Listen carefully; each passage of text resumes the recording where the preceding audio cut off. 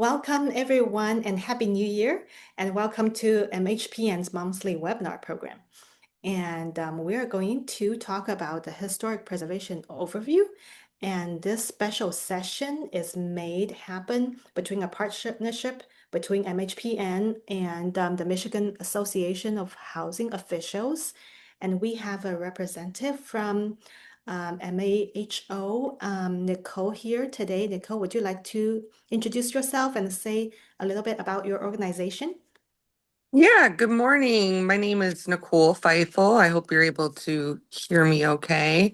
Um, so I am the president for the Michigan Association of Housing Officials, which is made up of code enforcement officers across the state. We meet on a quarterly basis to further our educational experiences and networking with one another. So we're excited to partner with the Michigan Historic Preservation Network today, and we look forward to the presentation. Thank you. Okay, so I'm your moderator today, and before I turn it over to your speaker, I will go over some Zoom items. First of all, if you have any questions, please type them into the Q&A box. And as you think of them, the questions will be answered at the end of each session. And the chat box will be used to share links and resources discussed during the webinar. And both the chat box and Q&A box are located at the bottom of your Zoom screen. If you don't see them, please wiggle your mouse and they should pop up. And we will have a break at about 1 hour. And then so the session will be the first hour and a little break and then a second hour. And if it's your first time attending our webinar, we are the Michigan Historic Preservation Network. We support the sustainability and economic viability of Michigan's historic places through advocacy, education, and direct action. We could not do the work we do without our members and volunteers. If you are not a member yet, please consider joining us at www.mhpn.org. And a quick announcement that we are accepting nominations for the 2026 Preservation Awards. And the nomination deadline is Monday, February 9th, 2026. You can check our website for details, and I'll also send the link to the chat. And we are providing AIA continuing education credits for this webinar. If you are seeking AIA credits, please email me your name and AIA number after this event. I will also send my email address to the chat so you can copy it. And it is, I want to say a big thank you to our sponsors. So our webinar series are supported in part by an award from the Michigan Arts and Cultures Council and the National Endowment for the Arts. It is my great pleasure today to introduce you our two speakers. So we will be here from Elizabeth Nibby. She is a retired architect and MHPN board member.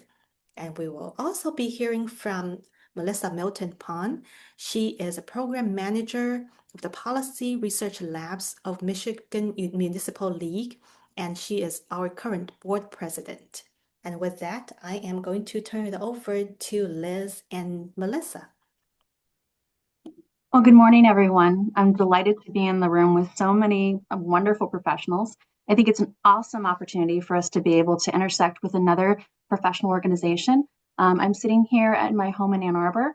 We were supposed to be in my office in Ann Arbor, but if you're in Southeast Michigan, it's a snow day.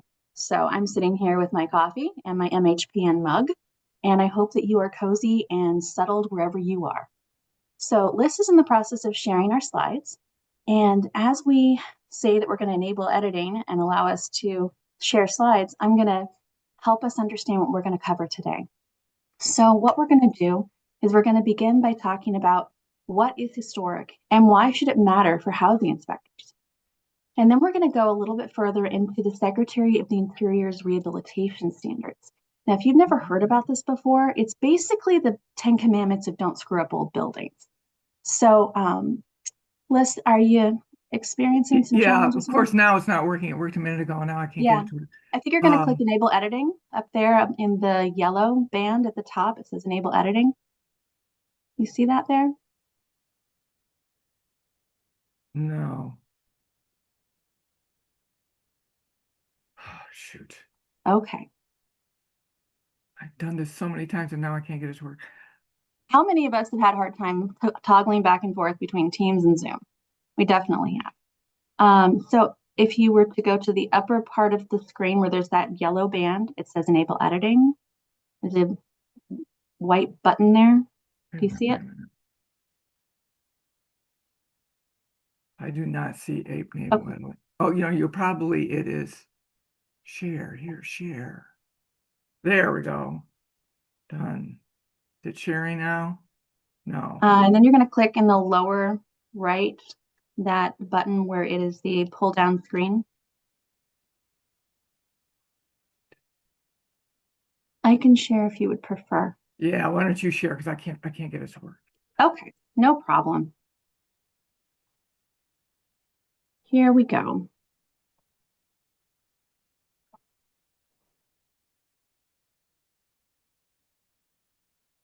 And there we go. Are you seeing the screen now? Yes. Okay, let's move on. So, That's no welcome problem. everybody. Welcome, everybody. Here's our agenda for today. What's historic and why should it matter to housing inspectors specifically? What about the Secretary of the Interior standards for rehabilitation? We're going to talk about that.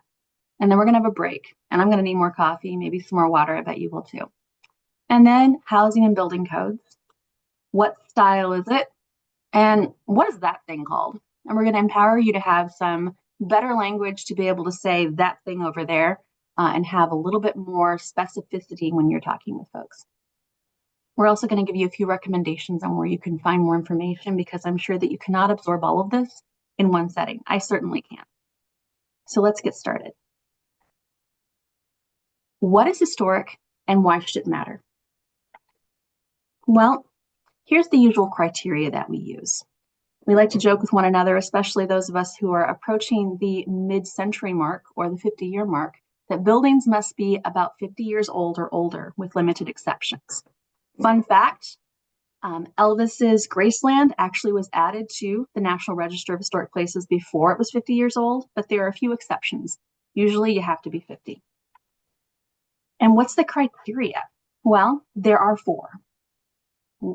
A, association with history. If there is a connection to a broad event or theme that is associated with American history, that have made a significant contribution to the broad patterns of our history. B, we're using mnemonics here, people, big people that are associated with the lives of persons significant to our past. Think about somebody important. I mentioned Elvis, maybe somebody else important in American history as well. Cool buildings is C, that embody the distinctive characteristics of a type, a period, or method of construction, or that represent a work of a master. A lot of people have heard about that guy, Frank Lloyd Wright. He's not one of my favorites, but a lot of people do like that architect. I recommend that you consider looking at Alden B. Dow here in Michigan. He, I think, is a better modernist architect. Or that possess high artistic values or that represent a significant or distinguishable entity whose components may lack individual distinction. We're going to talk a little bit about vernacular architecture as we get further into the slides. So you'll learn more about everyday people architecture, not just high style. And then data. That's usually some form of archaeology or some sort of other way that we're collecting information that help us look at broader trends. So you're thinking about what may yield or likely yield information important to history or prehistory. We have a number of archaeologists that are part of the Michigan Historic Preservation Network, and they've got lots of conversation points about the type of urban and rural archaeology that they've done over the years. It's really fascinating. So who says something's historic? Well, I can tell you that just because it is listed on the National Register doesn't mean it's the only thing that is historic. There's a lot of stuff out there that has not yet been listed that is in fact historic, but it goes through that criteria evaluation process. It's kind of a peer review. It's making sure that it's legit. So one of the ways that we do that is looking at the criteria for the National Register of Historic Places. Now, I just talked about that. How do we come to that? In the 1960s, there was a City Beautiful movement that was brought about. It was kind of in tandem with the environmental movement, and it established these standards that we talked about. It talks about those standards in terms of individual buildings, historic districts, and national landmark buildings. Let's get further into the conversation. So, National Register of Historic Places, here's some examples in Grand Rapids. So we've got Heritage Hill. It's a large, prestigious neighborhood. I'm sure if you've been to Grand Rapids, you know what I'm talking about, or at least if you've driven through, you're like, dang, these are nice houses. They tend to be from the 19th and early 20th century, and they feature nearly every American style. In Auburn, the Auburn Hills Historic District, also very significant, and that's one of the more recent listed National Register districts. Cherry Hill, also focused on community empowerment, though, aiming to reduce crime and promote homeownership. So it isn't just high style and high income. History comes in many, many different forms, and we have a duty to tell that whole story. Downtown central districts as well. Michigan's known for its wonderful downtowns. If you have traveled outside of our state and you've seen many other places, people will often recommend that they go to some place that looks an awful lot like Michigan downtowns. We're known for it. Highland Heights and Stevens Subdivision Historic District is another example as well. Now, Liz is going to jump in anytime she wants to add some additional comments. Yeah, then all the points you just made, I was going to make in this slide, so just go on. Great. Let's look further into his Heritage Hill. Is there anything else you want to state here? No, basically, I wanted to show the variety of different kind of historic districts that you can get within a community, and that they do range from kind of very high style that everyone recognizes historic to places that look pretty plain and common, but are still important because of the history that they tell, and that their history includes everybody, not just the rich and the famous. There you go. And that's another example over here with more middle class in the Highland Heights Stevens subdivision, right? Right. Here's our downtown. I love those Romanesque arches there. It's so beautiful. Really nice downtown. And here's some more recently listed things. The Clipper Belt Laser Company Complex is something that the Michigan Historic Preservation Network is closely connected to, because we've helped with their capital stack and making their financing work for that recent rehab and office conversion into residential. You have other comments here, Liz? No, it's just that sometimes these buildings are out by themselves. They're not in a district. When they're in a district, there's a high preference that the entire district be listed, not just an individual building cherry picked out of a neighborhood. Very good point. All right. So the thing about National Register listings is that there are no restrictions on building use, and there's no restrictions on building changes. Now, sometimes that could be a selling point for folks who don't want to be told what to do, but still want to have that validation, that honorific listing of being on the National Register. And it also allows you to gain access to tools like historic tax credits and other forms of financial support. But what it does not do, as stated, is protect it from being demolished. What it does not do is allow you to protect it in perpetuity. So like I mentioned, there's the 20% tax credits on eligible rehab costs. And it's not just something that you can click on your income tax return and say, yeah, I did that, give me a refund. There's a more complex process of reviewing the plans, making sure that you have provided documentation, and then receiving that certification on the back end. But for larger projects over a couple of $1 million, it definitely is worth it, because it reduces that overall cost out of pocket and allows you to do the type of quality of work that perhaps you as building inspectors can see. Really makes a difference in the type of rehabilitation and long-lasting craftsmanship that you can pour into a building.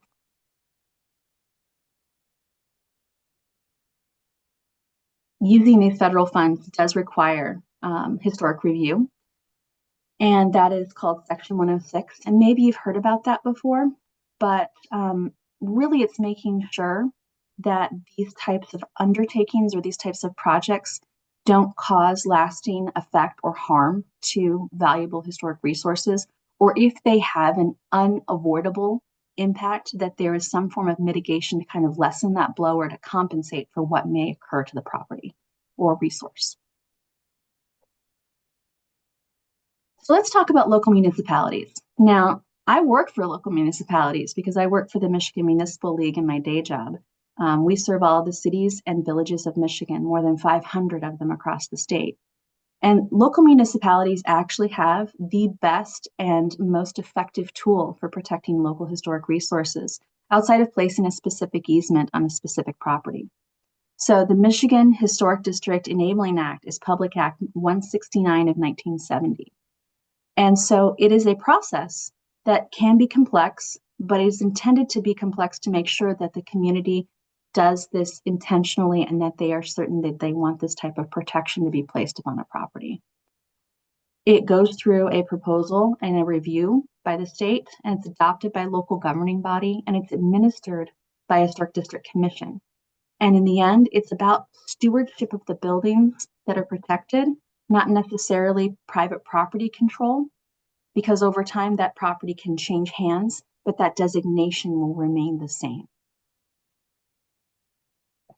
All exterior work must follow the Secretary of the Interior standards for rehabilitation. Now that means that if there is a material change, if it might trigger a permit, that needs to go through what's known as a certificate of appropriateness review process. And it can be really simple, or if it's a larger process, it can be more complex. That's why we try to make sure that for local historic district commissions that there's an architect on that commission to help have a conversation. Now, Liz, you have a long experience in your career as an architect. Do you have comments on that? Well, it is, people resent having or can resent having, a local group tell them what to do and what not to do. But what it does is by setting some standard and protecting the buildings, it protects property values because it's been shown over and over again that historic districts have stable and increasing property values greater than the neighborhoods around them that aren't protected. So there's a trade-off there. And we've also found that over time, the people who work within a community, the carpenters and such, to get a sense of what they can do in districts and what they can't. So the process becomes pretty straightforward. And commissions are pretty good at helping people, pointing them in the right direction. Yeah, and some of the larger historic district commissions in the larger cities, they oftentimes have guidelines that have been adapted specifically for that community to help people understand what the expectations are. Many times there are staff people that can refer you to skilled tradespeople who are really, really good at doing this type of work specifically. And the Michigan Historic Preservation Network also has on our website a Historic Resource Council directory with many skilled trades folks who are able to help you work through that process, or perhaps just have a conversation about how would you interpret this type of work. Yeah, I think there's an important point too, is that all exterior work in historic districts falls under the purview of the Historic District Commission, not just work that necessarily needs a building permit. So you really need to understand what's going on in your local community in terms of what you can do on the exterior of your building without having Historic Preservation District review.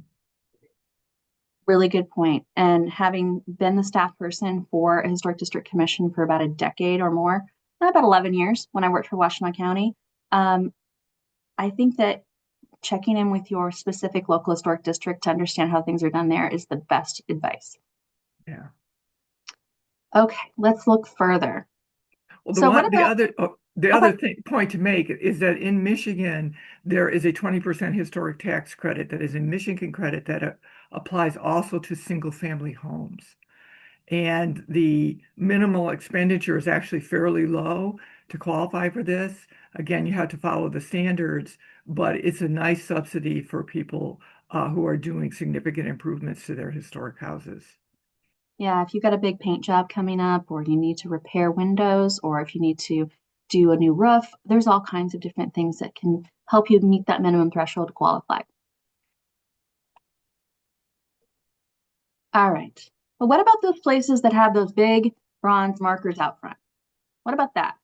Well, that's mainly honorary. It's important to be able to know about the stories of your history, it's really enriching to know, especially if that is not something that is commonly known in your community, to be able to talk about what existed on that landscape in the past. However, that is not something that provides any protection to the property. It only talks about its history.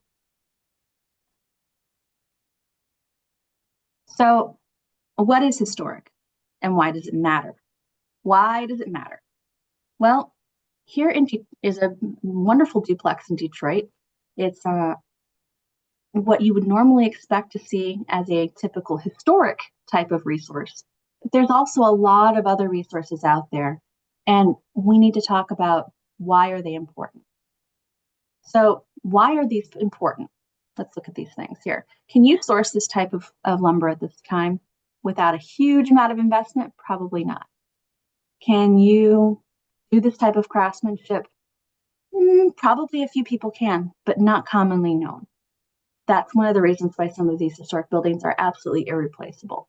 And things like the building on the left, which is the Towner House in Ypsilanti, Mm-hmm. built in 1828, and you'll see some more slides of it. It's a treasure trove of information about how the early settlers in Michigan were building, and it has details and stuff that are just not replaceable. And it's not because they're fancy, it's because they're just interesting to see how they built back then.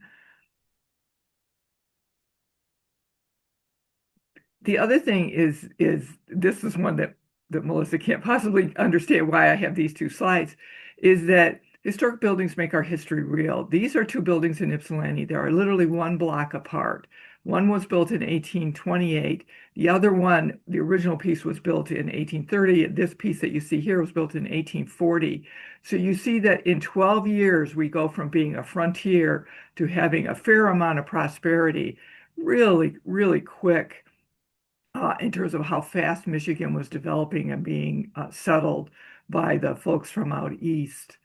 The other interesting thing is the materials. In the left house, there's literally log framing, which you'll see later. And in the right house, it's built of brick. And that brick was probably a lot of it actually came in barges from the east because they use it as ballast. The brick is ballast in the barges. And coming this way when they were taking grain and stuff going the other way. And the attic in this thing is framed with heavy timber, tongue and groove timber that has been reused. So it probably came from a barn out east or something. It's really just fascinating, the stories and what this tells us and what this makes real about our history. Go ahead. I love hearing these pieces of knowledge that you have, Liz. And I think you're also making a point that oftentimes this quality of timber, this old growth, with its more tightly spaced growth rings, really almost impossible to source now. You can't, yeah. So we also need to talk about how historic buildings minimize the carbon impact of construction. We're talking about how are we sourcing materials. And I think that important for you to have in your toolbox, if you want to dive more deeply into this topic area, is a site that several architecture firms and other practicing building officials have created called CareTool, caretool.org. And that helps you use what is the carbon avoided retrofit estimator CARE tool and plug in some of the details and specs of a building, square footage, material quality, age, what's the percentage that you may want to upgrade or replace. And you can come up with an estimate of, does it actually make sense numbers wise to rehab or to add on or to replace?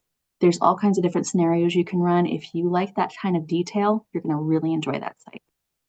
Yeah, well, it Liz, was do you want to talk interesting about? when we started looking at historic buildings this way. We were working on a couple of mid-century office towers with single pane glass curtain walls. And we were looking at, does it make sense to replace these curtain walls because they're so energy inefficient?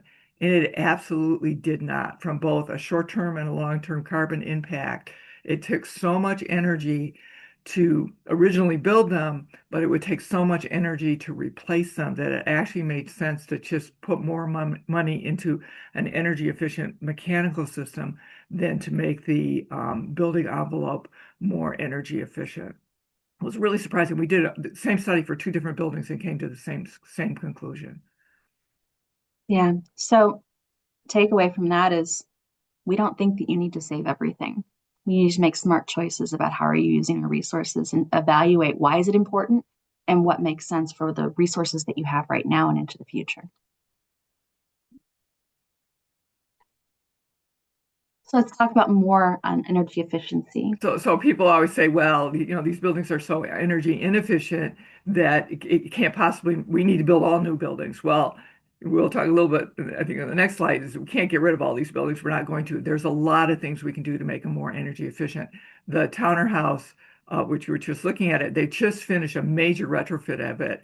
And I'm really curious to see what the energy use on it is going to be, because I think it's going to be pretty low. They did a good job of making it airtight. They did a good job of insulating it. They put an efficient heating and cooling system in it. I think it's going to be a pretty economical to operate. Now go to the next slide. Okay. Keep going, Liz.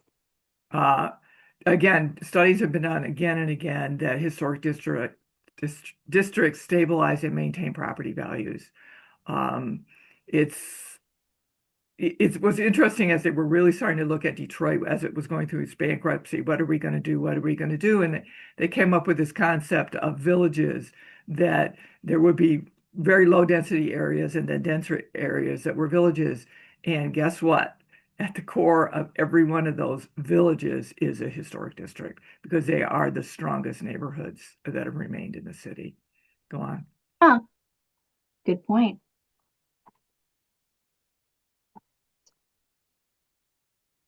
So we're thinking about the share of buildings on the landscape and how many of them are actually that old.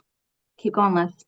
Yeah, it's that we can't ignore the fact that we have so many old buildings. They've been around for 100 years. They're going to be around probably for another 100 years. So they're going to be there. So it really is, how do we treat them and how do we make them stay a positive features in our landscape and working for our people here in the state. And Grand Rapids, you got lots of old ones. We talk a lot about Grand Rapids because they invited us to do this presentation. But throughout the state, we've got great old buildings and they're not going away. So we might as well figure out how to take care of them. That, and we have to take into consideration that, especially coming up soon to the United States 250th anniversary, we're still a relatively young country. And when you travel to other countries that have been around much longer than us, this type of building portfolio, it's among the younger buildings that people are still actively using. So we need to think about looking at our long-term use and perhaps reducing some of our disposable culture.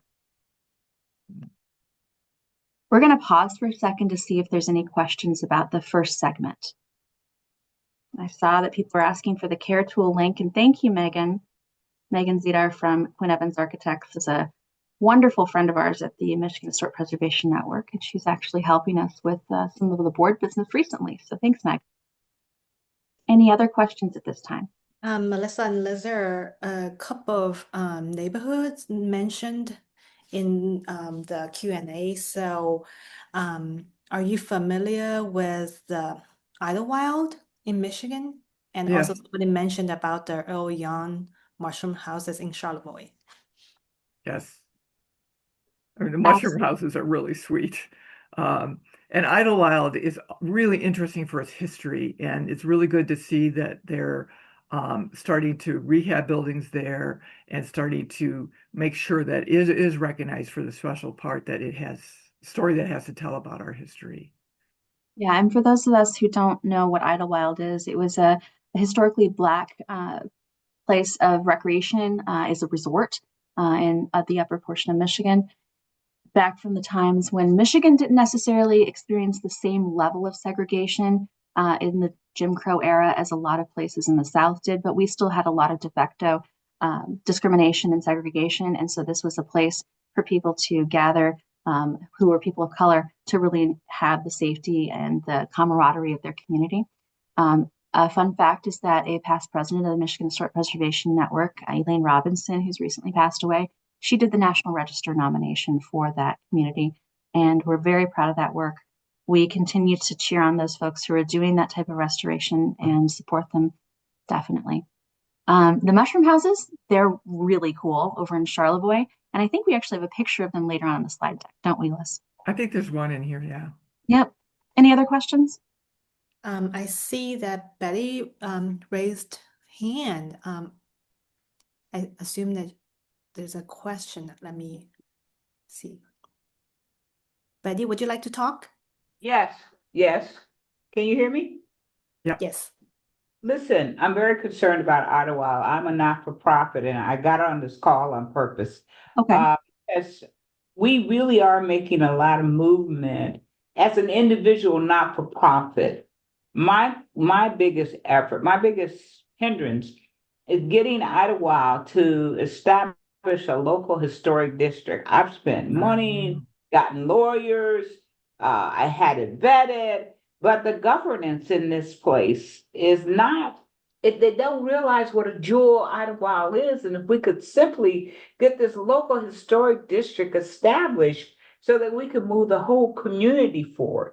There was a lot of movement, 10, 20 years ago. I'm trying to work with Right Place, the not-for-profit out of Grand Rapids. But I'm telling you, frustrated as someone who has spent a lot of effort and time and energy to we've been designated as a endangered. I have a property called the Casablanca Hotel. The National Park Service recognizes it. Acorn, we're a site. Everybody's recognizing it, but I can't even get within. I can't get within the funnel for the Michigan Preservation Network because of the refusal of local government to establish a historic district. Anybody can tell me, is there anything I can do to move that ball down the road? I'm telling you, Ottawa is Lake County just has so many gems in it. We've already been part of the Tri-County Historical Trail. Okay. We're not, the governance, they don't understand. I don't know if they understand or they don't want to understand or it's frightening. I don't even know how to move ahead. We've gotten several hundred thousands of dollars worth of grant money. We're up right now with the Mellon Foundation for $1 million. Okay. And So Betty, uh, we're not going to be able to answer that I very understand my complex question frustration. here. What Shohan will give you my contact information. Why Please, don't you reach out to me and I'll talk with you after this. I appreciate you, Liz. Thank you for allowing me to ask the question. All right, thank you. Betty, we're always so glad to hear from you. And I remember talking with you on a couple of different occasions. Uh, I know we need to move on, but I'm going to tell you real quick. It's a long road for a lot of these projects. And one of the reasons why we continue to have these webinars, why we continue to have our annual conference, why we continue to support one another is because you're not alone. And we do want to continue to support you. If there's anything that we can do to set up a meeting to chat with you, particularly if you're looking at, you're in a township, is that right? I think you are. We'd be happy to chat with you about talking points. And sometimes it's just having a third party to support you and say, this is really important. Let's advocate for you. Let's continue that conversation. But thank you for pointing that out. This is an example, guys, of so many different projects that we touch on frequently. And we're trying to give you some of the language to be able to talk about its importance. So I see some other messages coming into this chat. Shahan, do you want to help us sort through that? Yeah, so there is a question about Brick Road. So from Nick. So he said he had to monitor excavation of a road. There was a mostly intact brick road. The center of the brick road was removed in 1970s, and he talked to construction agency, city, and SHPO. The brick road was ended up being removed. So have you seen brick roads in historic districts? Oh, yes. They're often in the especially in the local historic districts, can be a character defining feature, and they can't be altered without historic district approval. If they are, when the district was established, if they are covered up and they were not aware of them, they're often not mentioned in the historic district report, so they're not a character defining feature. You would have to amend the report to make them a character defining feature and amend the district to make them a character defining feature to get them protected by the historic district. And before I go to the next question, just remind everybody, if you have any question, please type into the Q&A box instead of the chat box to make sure that we see all of them. Okay, so next question. Okay, so did you say that certificates of appropriateness are required for all exterior changes or just those requiring a building permit? Please clarify. It depends a little bit on your local historic district. Definitely all of them requiring a permit, and basically anything that changes the exterior of a building would require a permit. However, there are some districts that also require permits for painting, for example, because they control the colors or the color palette. So you really have to check what the policies are of the local historic district, but they do have control over any change to the exterior of the building. Some choose to deal with colors, some choose not to. Another question. So how can the Ford Homes District, homes built by Henry Ford for his workers in Dearborn, not be in a historic district? Oh, that's again local politics. Yeah. I know that Dearborn has been trying to establish several historic districts. I worked with them probably 30 years ago, and from what I can tell, nothing has happened. I think that's really a local political problem. I would agree, as it is a decision that was made at the local level. And so one of the things that you have to think about is that in Michigan, we are a home rule state. And so those types of decisions are made at the smallest unit of local government. In Dearborn, it's made by the local government is the city of Dearborn. So it's a conversation to be had. But that doesn't mean that that neighborhood is anything less than historic. It just means that it hasn't gone through that process of being designated as a local historic district. And it's not protected. Yeah. Thank you. I think we have one last question. So while Flint spent much effort to restore and rebuild their brick paved streets, the Cork District of Detroit chose to replace a brick street. Why are the two projects not considered economically viable to be restorations instead of replacements? Shouldn't something like the CARE tool guide these decisions? I believe we're talking about Michigan Avenue in Corktown, and that's a state-controlled street that the local historic district does not have jurisdiction over. So it really does become tangled in the subtleties of who actually controls what and what level of the government can control what another level of government does.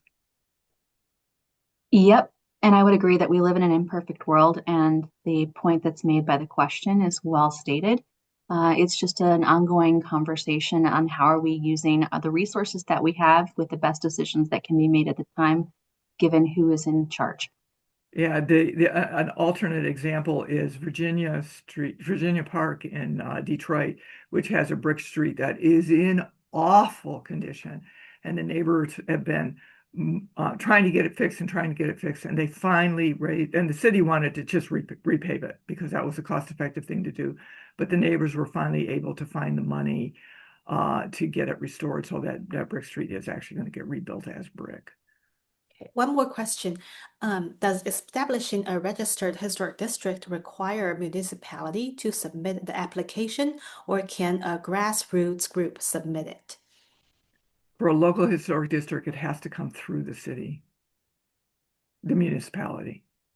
That doesn't mean that you can't start a grassroots movement to bring forward the request to create a historic district study committee.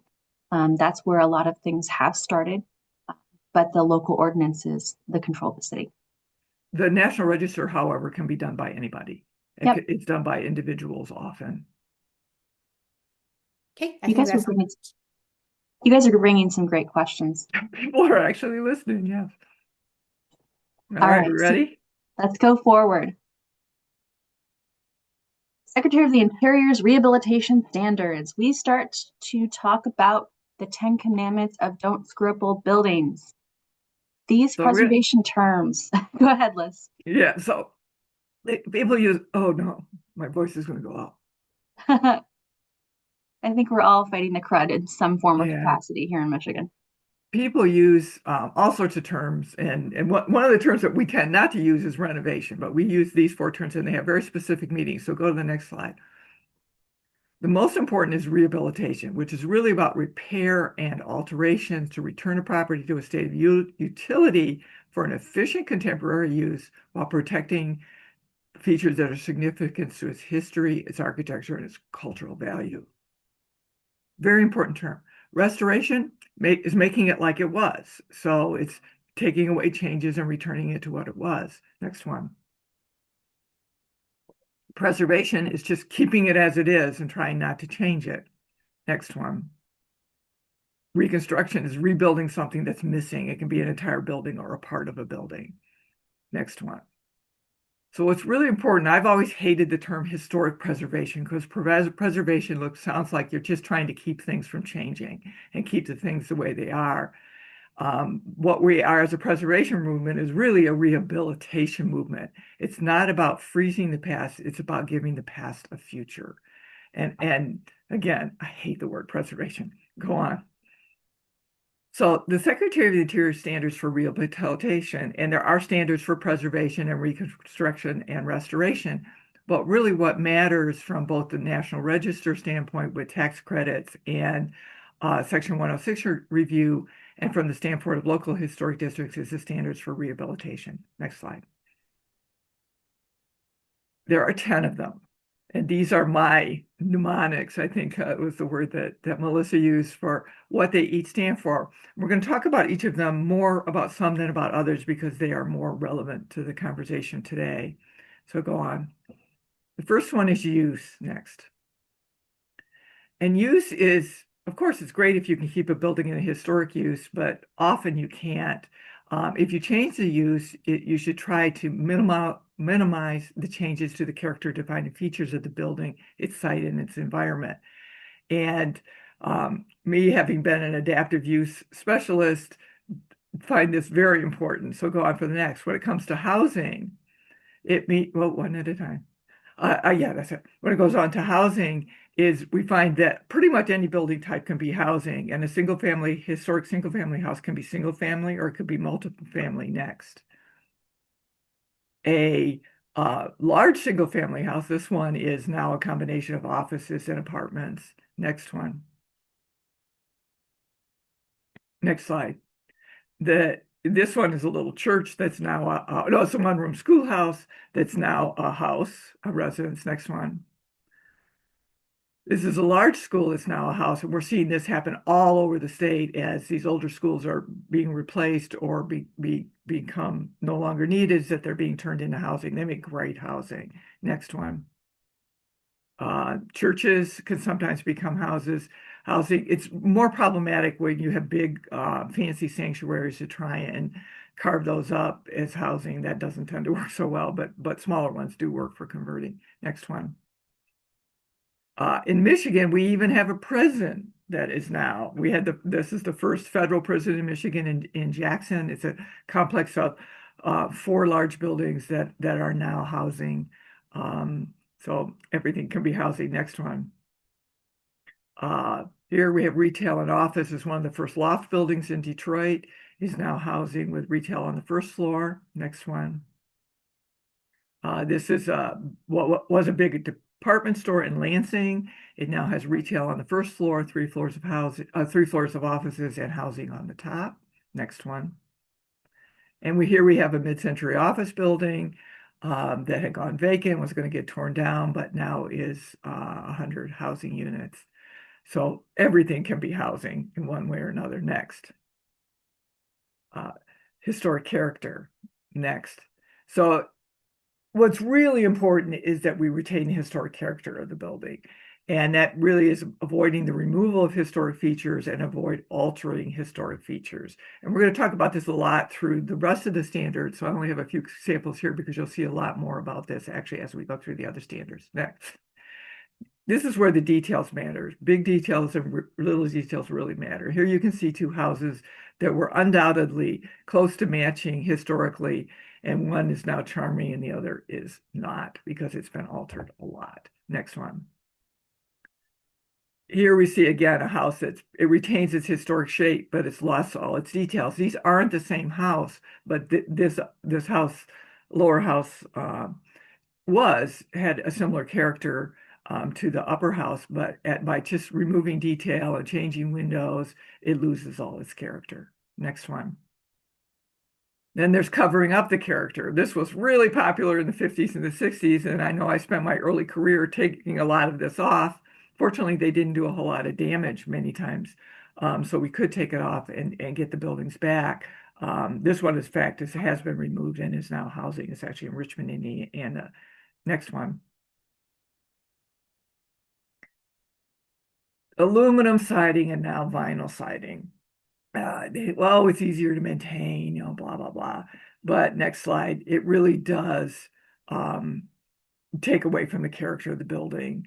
This one, in fact, has had vertical siding, not horizontal siding, and it's just a really charming house that lost that charm through the installation of siding. Next slide.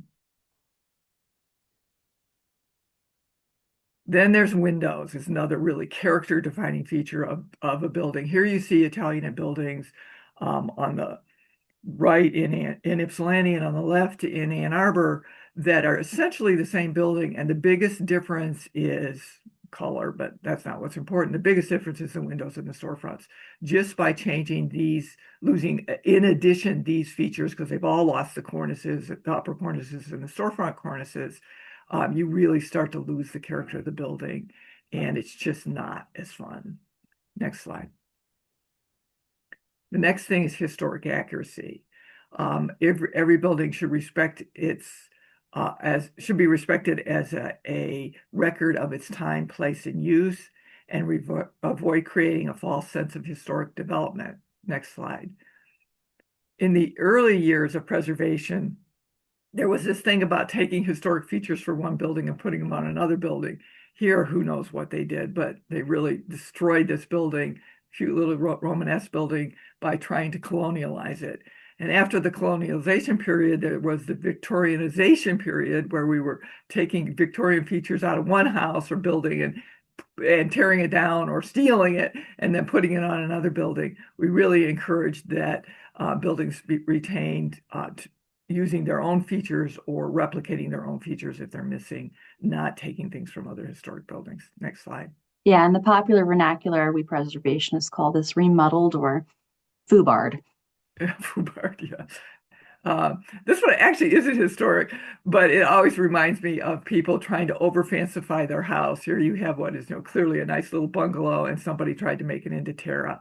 And you do see a lot of this. That's one of the nice things about historic districts is they kind of stop the putting inappropriate changes and additions to buildings. Next one.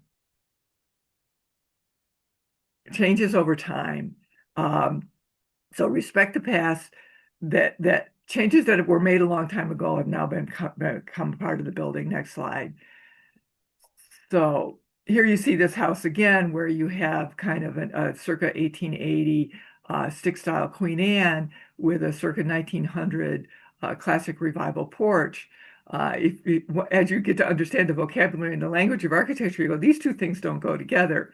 But they've been together now for, well, actually on this one, close to over 100 years. And they work and you need to respect this as being part of that building at this point in time. Next slide. Yeah, I would add in here that sometimes when you look at the chain of title or the history of people who own the buildings, that perhaps this tells a story about either the change of ownership or maybe that a generational shift has occurred. Somebody who grew up in the house, maybe it became their home and they decided to make some changes. Now, that isn't in conflict with what we're talking about here in terms of the Secretary of the Interior standards, because what this does is it still retains a certain level of proportionality, and it is not trying to convey a false sense of history. It's just adding to the layers of history of the house. Yeah, we wouldn't do this now. You wouldn't take that house and add that porch to it now under the standards. But this happened in the past, and it tells the story in the past. And when we talk to additions, yes, this is appropriately scaled and stuff for this particular Yep. house as an addition to this house. Next slide. The next is save distinctive features, including materials, finish, construction sheets, techniques, and craftsmanship. Next slide. We have a lot of examples of these. So first materials, you have first the materials that tell stories that, you know, of the oldest houses. I did log cabin because I was curious were there really any original historic log cabins left in Michigan, and there are not very many. This is one in the UP. You see the slide in the middle with the framing. That's actually the Towner House in Ypsi. That the framing of the floor in the basement is with literally logs. It still has the bark on them. They just flattened off the top and used them to do the spanning. So really is telling stuff that's just is not replaceable.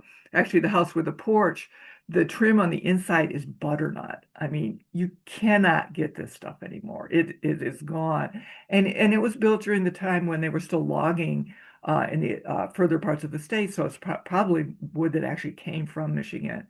And then you have the Elwood Bar in Detroit with its metal paddles that were really popular in the 50s. And no one's doing that anymore, but this kind of Art Deco look is irreplaceable from a material standpoint. Next slide.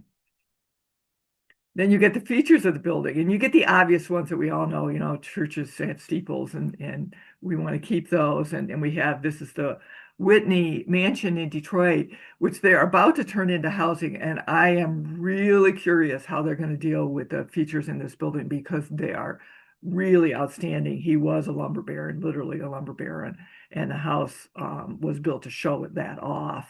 And so how are they going to keep those features as they do that change of uses? I'm really curious to see. Next slide. I will add in here that the Whitney building is one of the absolute last lumber baron mansions on Woodward Avenue. Woodward Yeah. Avenue used to be lined with places like this. And because we've experienced so much loss, this only increases the importance of these types of buildings that still remain. Yeah, next slide.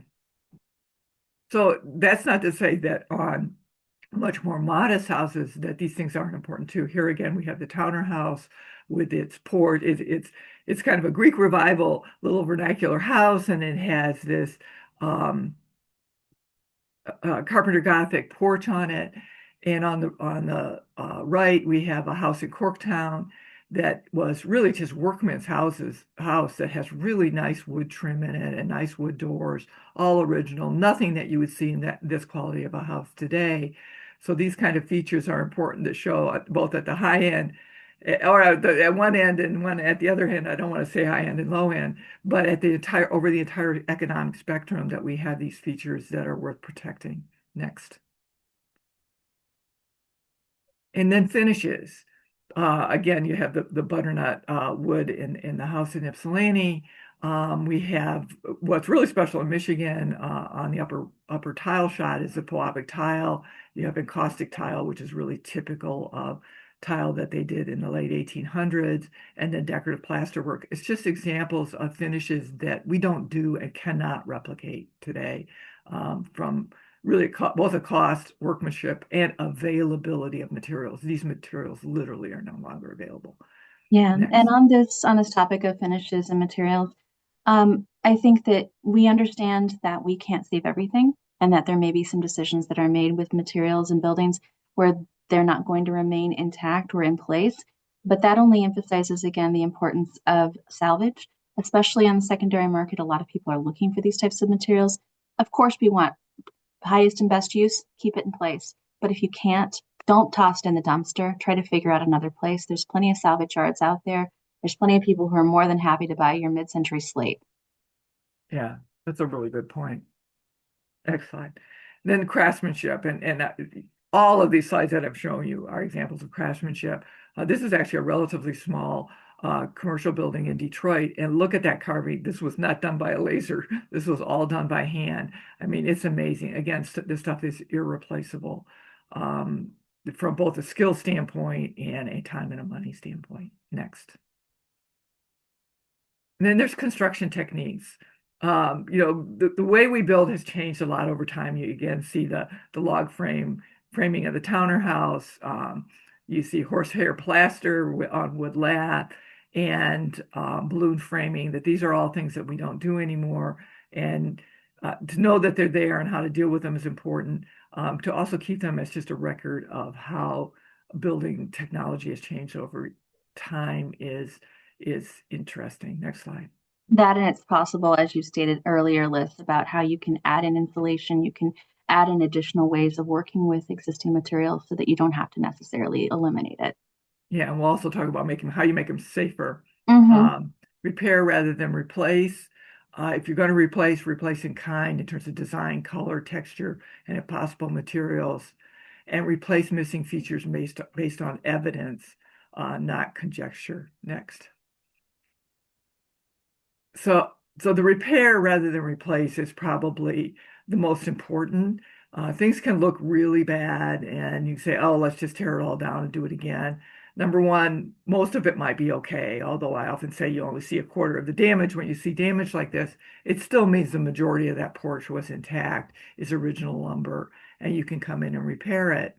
On the left is the Breaky House in Ipsy, which I actually owned for a while, and when I bought it, the base of the column was like this, and it wasn't structural, and it was like, oh, what am I going to do? And we actually repaired it with plaster because we could make it was really a cost-effective way to do it. And it's been 25 years, and they keep it painted, and it's fine.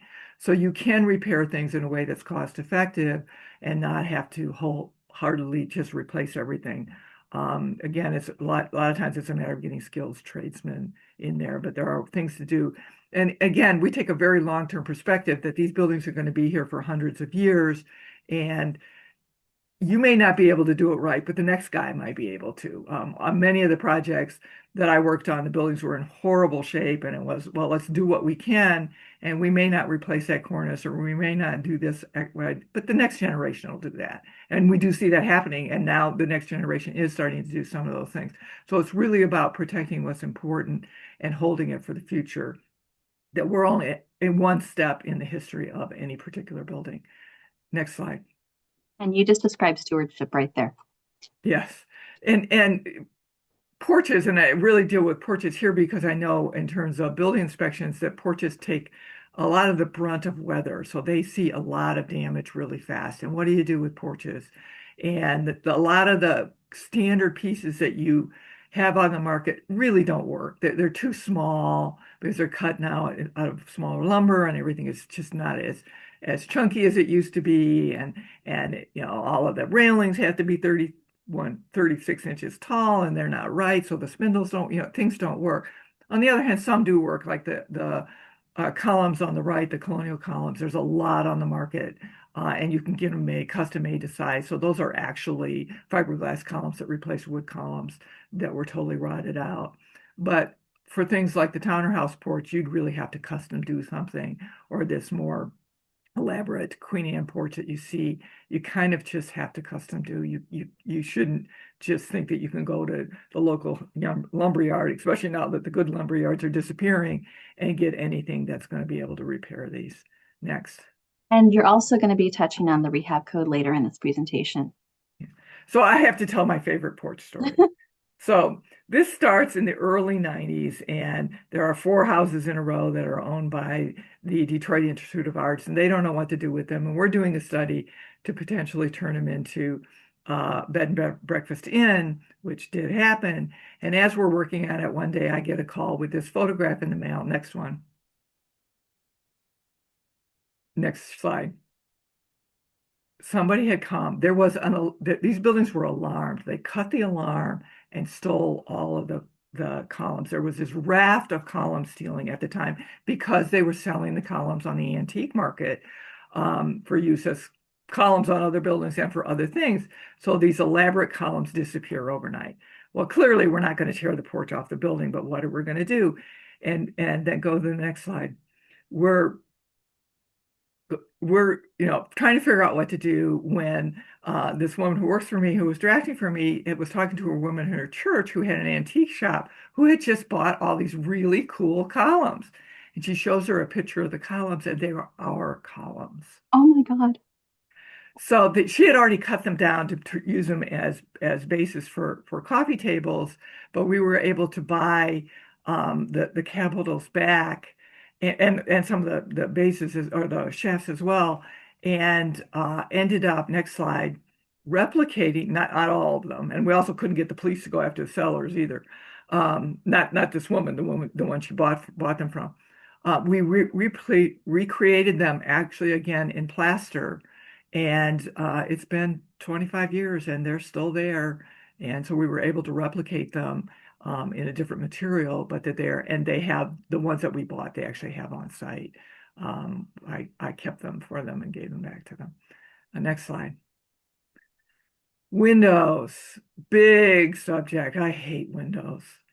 And part of it is I worked on a lot of buildings that were in really bad shape because it made the decision really easy, but it is a hard decision. But in the end, next slide, it usually makes more sense to repair. If you do an actual cost analysis on the cost to restore and make energy efficient an existing window over time is way cheaper than replacement. And actually, from an energy standpoint, is very close in terms of how they perform. The whole window replacement industry is a bit of a scam on the historic windows because historic windows also last a lot longer. They're made with much better lumber, and if you keep them painted, they can last forever.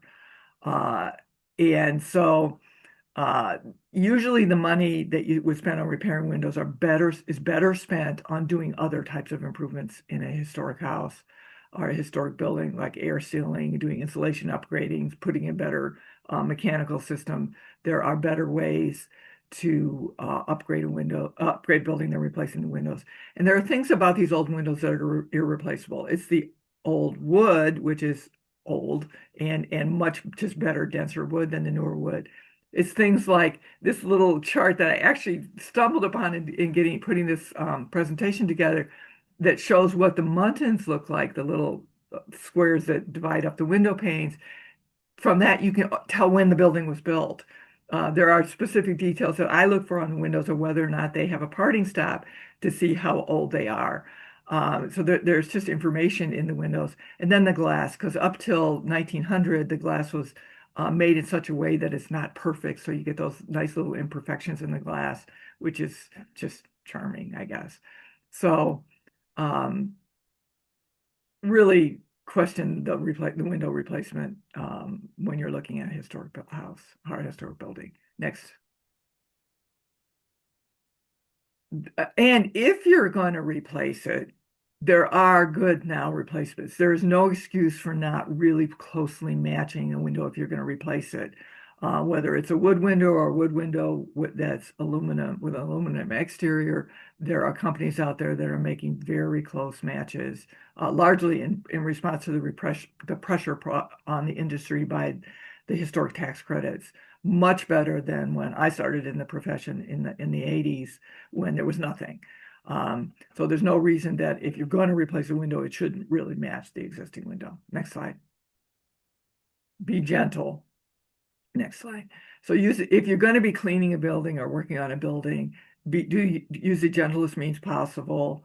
Avoid doing damage and don't use abrasives. Again, when early in the preservation movement, as we were starting to really look at all these Italianate buildings and these Italianate downtown buildings, everybody wanted to remove all the paint and let's sandblast it off. Next slide. And you'll see it in a minute. If you're going to do cleaning, you really need to test, and you need to test it carefully and looking at it to make sure that how you're going to clean it, number one, is effective, because sometimes you really just kind of have to live with it. And second is that it does not damage the brick or the material, but especially brick. And this old brick in Michigan the brick is like a loaf of bread. It was baked in an oven. The outside of it is hard, the inside of it is soft. And once you take that outside layer off, it is the weather is merciless on it and it just keeps eroding away. And the other thing I found is that sometimes you just can't get all the paint off and it may continue to wear off over time. And there are buildings that were painted right from the beginning, as I suspect this house was, because many of the kind of this style house were painted from the beginning. And it was meant to be painted, and you just need to leave it painted. Next slide. Archaeology. We won't spend a lot of time on archaeology. Melissa talked a little bit about it later.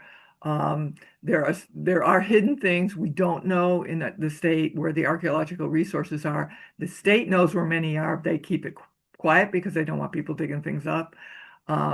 If you do find something interesting, let officials know and try and make sure that it's dealt with appropriately. Next slide. The design of new additions. So again, in designing them, don't destroy the character defining features, differentiate the old from the new, which is don't try and make it perfect, just like it was, so we can tell what was old and what was new, what is historic and what is not historic. Use compatible materials, features, size, scale, and proportion, and massing. Next slide. Sometimes it's blatantly obvious when an addition is not appropriate. Here you have one where the size is inappropriate, the windows is inappropriate. Well, they've kind of destroyed the detailing on the original house as well, but it's clearly does not meet that standard. Next slide. On the other hand, here you have an addition that does work, even though the materials are different. It's clearly secondary to the original edition, and it respects it, yet it's also clearly contemporary and not of the original period of the building. Next slide. That's the Isak Prey house that used to be a historic district. What is a historic district that I used to oversee? And I've been in that edition. And if you want an open floor plan, massive, huge kitchen for large social events, that's what it is. You can have that in historic floor plan. Yeah, that house really needed it. It probably originally had some sort of a kitchen addition on it. And then when that was lost and they had a kitchen in one of the 4 rooms on the first floor and it really didn't work. And then they put this addition on it and it really does work. Next slide. And then we have in Ann Arbor 2 examples of commercial buildings with addition. And here you see somebody with an architect who had to make a statement. This project lost the historic tax credits because of the design of this addition. Next slide. As opposed to this addition, which is actually larger than the original, but respects it by carrying the roof line through, and you see something that actually does work, and this project did qualify for historic tax credits. So this is really a matter of design. The last standard is reversibility. When you do new additions, design them so that if they were removed, the essential form of integrity of the original resource is still there. Next slide. And here we see an example of reversibility. So here's a porch that was enclosed. I have to imagine that they actually enclosed this stuff, that it was there, that they didn't replicate this stuff, but they were able to pull it off. And then you see here the original stuff is brought back. Next slide. Of more interest is when you really do put a major addition of building. This is a school where they abutted a new addition. They put what we often call a knuckle between the old building and the new building to create that transition. But the new building just literally touches the old building and the original finishes are still there. And if you were to tear off the new building, there's the old building there still intact. Next slide. The last one that really falls into this category of reversibility that has become an issue is foam insulation. And we were doing a lot of foam insulation, and then they started to look at, well, this really is not reversible because you cannot get this stuff off. If you put it on either masonry or on wood, it gets into all the pores and it does not come off. So now the standards no longer allow the use of foam insulation unless there is like a paper barrier or something put in between the foam and the original historic materials, so that this could be reversed in the future if necessary. Again, it's taking this really long-term view of historic buildings that we don't know what's going to happen in the future, and we want to make sure that we protect it and that it can last. And we really don't know what the chemicals in these insulations are going to do over the really long period. Yeah, I would also liken this to how we'll see perhaps in the first and second quarters of the 20th century, how you would have poured concrete that would go over rebar, and then you would also have the electrical line right in there. And so if you ever need to change or upgrade that, you can't get it out. We've learned now that you put electrical conduit outside of the concrete, so it can be repaired or upgraded over time. Yeah, that's one of the things this foam that also makes it very difficult to come and do retrofits for electric work. Next. So those are the 10 standards. They are actually very general in terms of what they say, and they are also very flexible in terms of how they can be implemented to deal with a very wide variety of building types, building styles, construction types, and levels of historical importance.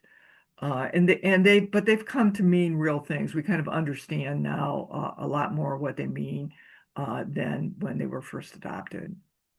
Next slide. Questions?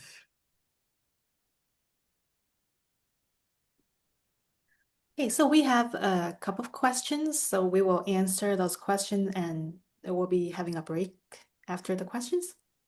Yeah. Okay, so this a question from Gary. So he said he knows that in Grand Rapids, only exterior features are protected. However, going inside a lot of these homes, he marvels at the architecture, trim, and appurtenances present. So he wished there was a way to preserve the interior as well. Is there anything that's is this anything that's been done anywhere else?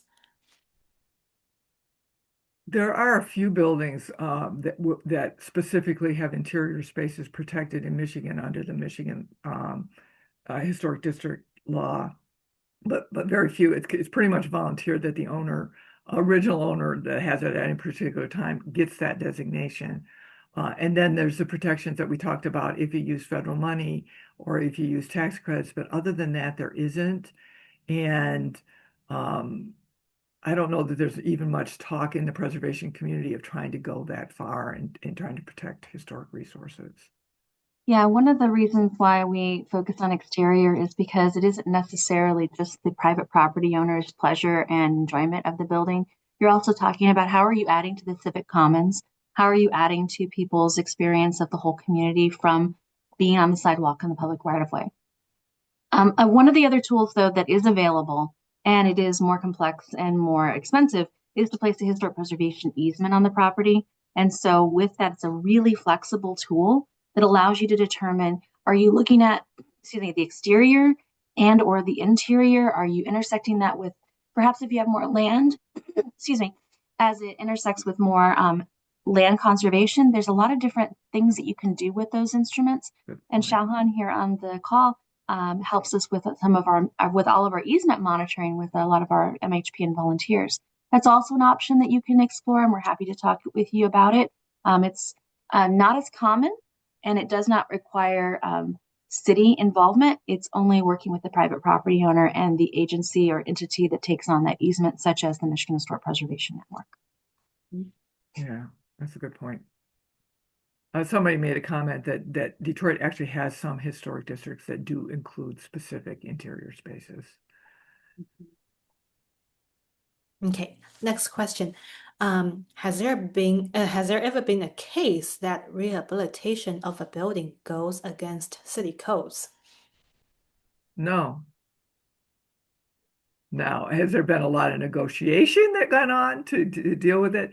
The buildings have to be safe. And we'll talk about that in the next session when we talk about the building code. But ultimately, the buildings have to be safe.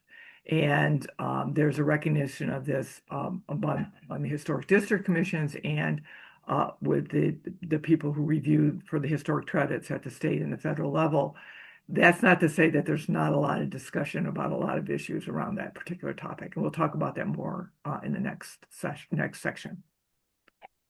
Next question. When a building has gone through multiple architecture style changes, how does one weigh one historic moment over others when restoration is planned? Well, you don't, because again, that thing that each change begets its own significance is it's really how is the building as a whole, and you look at the building as a whole, and you're not saying I'm going to keep this piece and not keep that piece. You're really trying to keep that whole entity with its changes in place.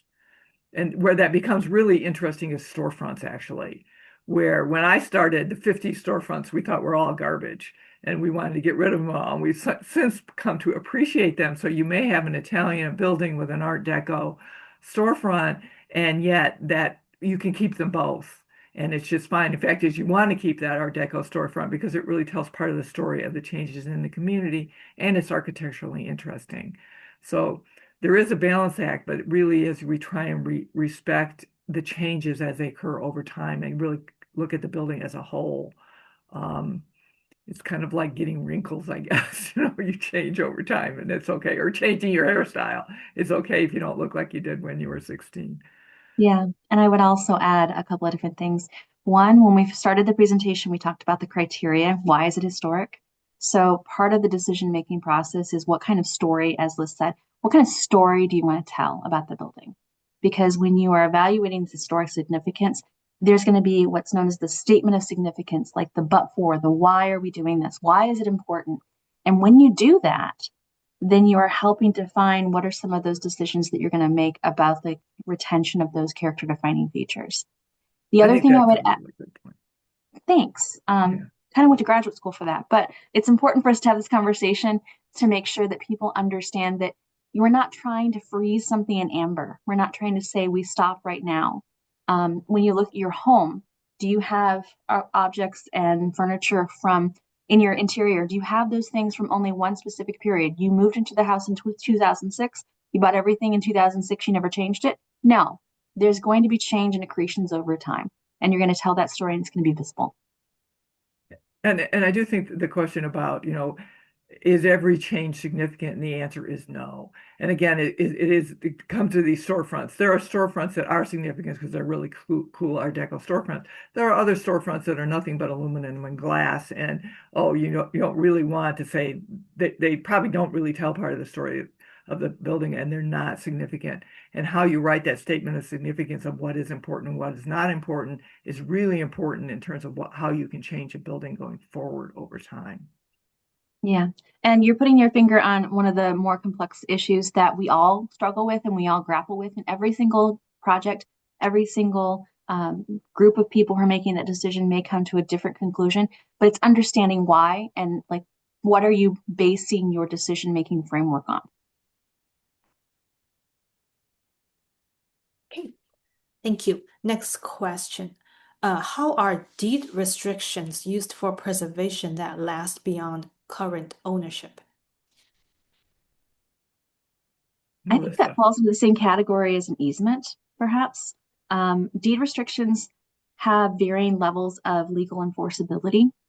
So, for example, about 10 years ago, I did a local historic designation for the first mid-century modern neighborhood in Michigan to be designated as a historic district. That was in the city of Ann Arbor. Southfield soon came thereafter.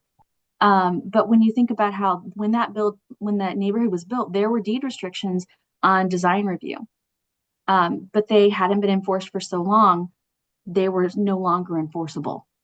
We also have to think about other deed restrictions that are nasty and intended to cause division and hate in our society. So there's a lot of deed restrictions out there that have limitations on people's cultural or heritage that you can or cannot be in a neighborhood.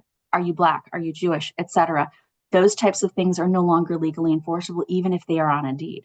So when you think about legal enforceability, I don't see that deed restrictions are as strong as an easement or as a historic district designation. And in some of those cases, like that type of division that we would see in our communities, I'm glad they're not that enforceable. So we need to think about the other resources and tools that we have to provide stewardship and protection over time for good and for telling us how our landscape continues to be recognizable as a story over time. Thank you. Next question.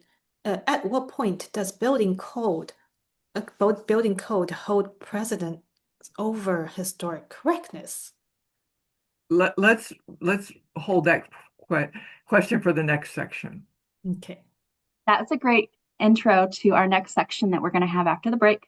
Let me show you the next slide here. And it says, oh, look, codes. So how long do you want to have this break, Shahan? Let's say 5 to 10 minutes. I'm going to set a timer for 7 minutes. I'll be back. Okay. Well, 2? Okay. So Okay. Thank All right. you.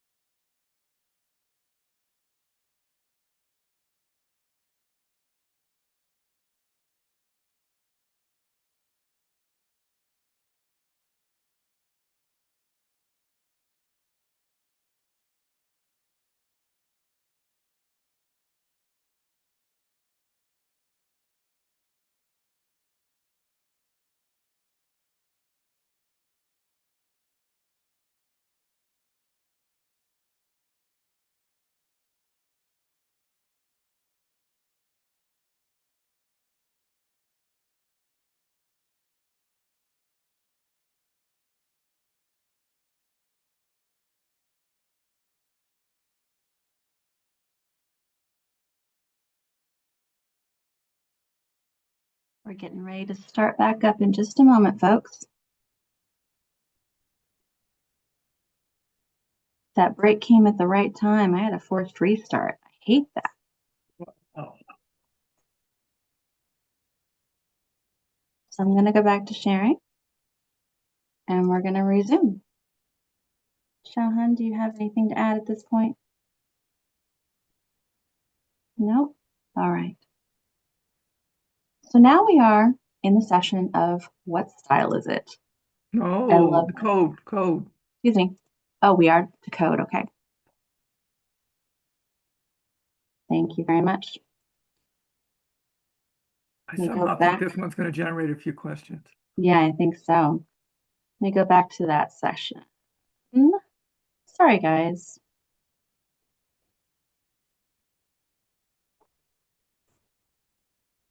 There it is. Yeah. There we go. Are you seeing it? Yeah. Great. But it's not full screen.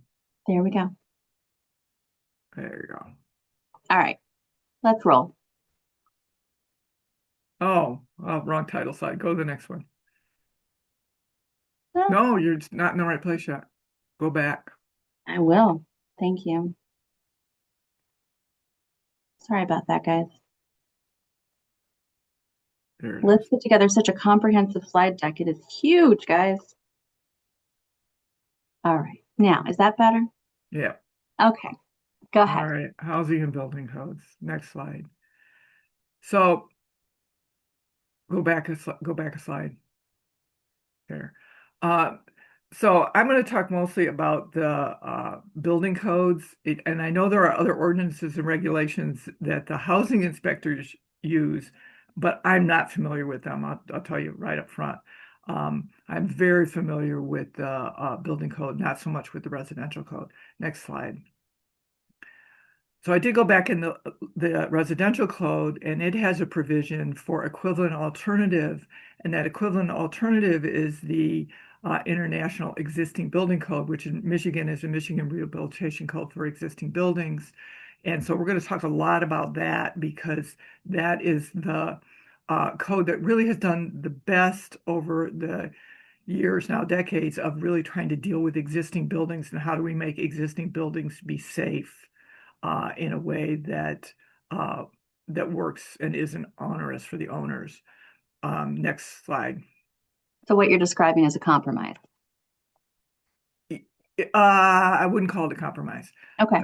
Well, it's so under the Michigan Rehabilitation Code, it allows any building that was previously occupied to be continued to be occupied under the conditions that were legal when the building was first occupied. So what matters is the code that was in place when it was built, and as long as it's maintained to that standard, you can continue to occupy it. There are a few minor exceptions. Next slide. So this means that the way the building was when it was first occupied is legal to continue. So for example, these are actually a couple of different houses in Ypsilanti, is that a lot of these houses from the late 1800s had pairs of doors, and each door is 30 inches wide. It's not 36 inches wide. So it doesn't meet the egress requirements that you have to have a door that's more than 30 inches wide, but they have the capacity, again, within reason, if these are still used as housing, they certainly have the capacity to provide enough egress capacity for people to get out. So they can stay. You're not required to change them into a wider door as they did in the house on the left. That said, you still have to provide very free access, which requires a 36-inch door. But next slide. Oh, I deal with that later. That comes later. We'll deal with that later. The other thing in the rehab code is that it has a chapter 12, that deals specifically with historic buildings. And so you have to meet the basic requirements of chapter 4, which is the repair requirements of the code, which is repair in kind. You can repair it the way it was. You don't have to bring it up to current code. You can repair it the way it was. And with historic buildings, and then you have the additional requirements of chapter 12. The next slide. So what that means is things like balloon framing can stay in place and you don't have to retroactively go in and put in all the fire blocking. Now, if you do improvements that opens up the walls, yes, then you have to go in and put the fire blocking in, but you don't have to go back and open up all the walls in order just to put in the fire blocking. That's just one example. And what surprised me again when I did the research for this presentation is they were bloom framing through the 30s and even into the 50s. That Interesting. the platform framing was much later than I thought. But the other thing I found in some commercial buildings is you get um, there are other things that cause this kind of ability of a fire to move through a building that we need to deal with. But this is one that really look for and that architects and need to know about to make sure that you put in fire blocking whenever you can. Next slide. Uh, One of the nice things about chapter 12 that really makes sure that these issues are thought about and thought through is that um, the professional, usually the architect, um, if the code official asks for it, has to put together a report. What is the problem? And what is your proposal to fix it? And how does that proposal meet the code or the intent of the code without meeting the letter of the code? And what I found is that these reports are really nice because they really help the architect think it through, and they help the building official understand that the architect isn't trying to create an unsafe building. They want a safe building, but they're looking at other ways to make the building safe other than necessarily the proscribed requirements of the code. Next slide. Chapter 12 permits repair with original materials and methods of construction, except for lead and asbestos, which we'll talk about later. So you don't have to replace all the plaster with Type X drywall, and it deals specifically with that issue later, but you can repair it similar. And then we'll talk about some specific things that it talks about where the problems tend to occur in the next couple of slides. Next slide. One of the things I like about this provision is that it doesn't hit the domino. One of the risky things about historic building is you touch one thing and you end up hundreds of thousands of dollars later at another point because one thing happened, the next thing happened, the next thing happened, the next thing happened, especially with plumbing, that's been in my experience. But in terms of a code thing, you open up a wall and you discovered it's balloon framed. Oh, therefore you got to do the blocking through the entire building, not just where you have the wall opening. The intent of this code is to stop that from happening and is to deal with each problem as they occur, fix those problems right, and without necessarily hitting the domino that all of a sudden you're spending all sorts of money that you hadn't anticipated. Next slide. One of the other provisions is that the fire official can require sprinkling when he thinks the building is still a real fire hazard. I have to say, I've put in sprinkling in a lot of buildings where it wasn't required to offset the fact that it has balloon framing or it has wood and plaster lath that I isn't in great shape or I don't feel real comfortable with as a way of with this and often with fire alarm systems that we know that people can get out of the buildings if something does happen, that it is still safe. So a fire suppression system isn't a guarantee that the building's not going to burn to the ground, but it is pretty much about protecting the inhabitants and protecting the firefighters as well. Next slide. Um, Sorry about, there's obviously some problem here. One of the things that the code says specifically is that grand staircases can stay in place. Most grand staircases do not meet current stair requirements. Their rise run may or may not be right. The railings are never right, but they specifically can stay. And then it actually says that sound guards and rails can remain on all stairs in historic buildings. Again, the guards and rails typically do not meet current requirements, yet they are permitted to stay as they are. Next slide. Guards in particular, both the guard heights and the guard openings typically do not meet current requirements, and they are not required to meet current requirements, and they can be repaired to the way that they were. So it's not required that they be replaced. Next slide. And the real problem, and I saw it, it came up in the chat, is guards and guards on porches, because the guards on most porches do not meet current requirements. And the question is, what do? You don't have to do anything. Often people want to do something. I can remember being told by a bar owner, you have to assume that everybody leaving this building is drunk and angry and unreasonable. I also did a lot of work early in my career in student housing, and I just assumed that they were all orangutans. So, you want to make things safe, and you can do things to make things safe, but you can do things to make things safe that is respectful of the historic character of the building. And this particular slide is a perfect example of getting the railing up to the proper height while respecting the original design of the slide.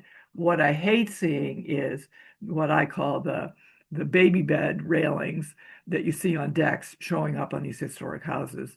There's enough even standard materials that you can do something that's in keeping with the character of the house, and still meet the requirements of the code, if you want to do this. And on porches, especially porches that sit high up off the ground, I can see where you want to do something.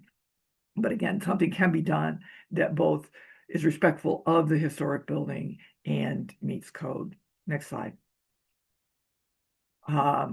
Another surprising thing that this deals with is transoms. So a lot of older buildings, to move air through buildings, would have transoms above the doors in the commercial spaces, but we require a 1 hour wall here.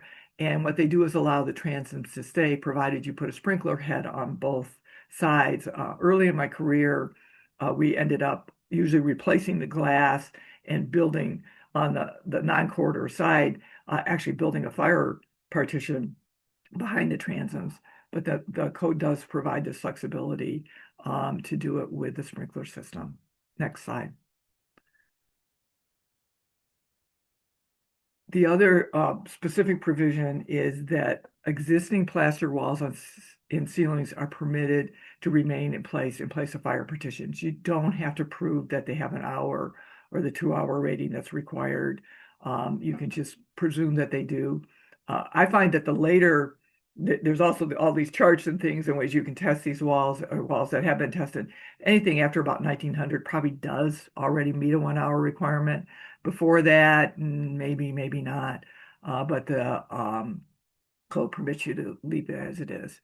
Barrier-free access, the ADA through the building codes has one particular exception that's really important, is that the main access to the building does not have to be through the front door. It can be through something other than the front door. You'll see a lot of the little photograph on the upper right.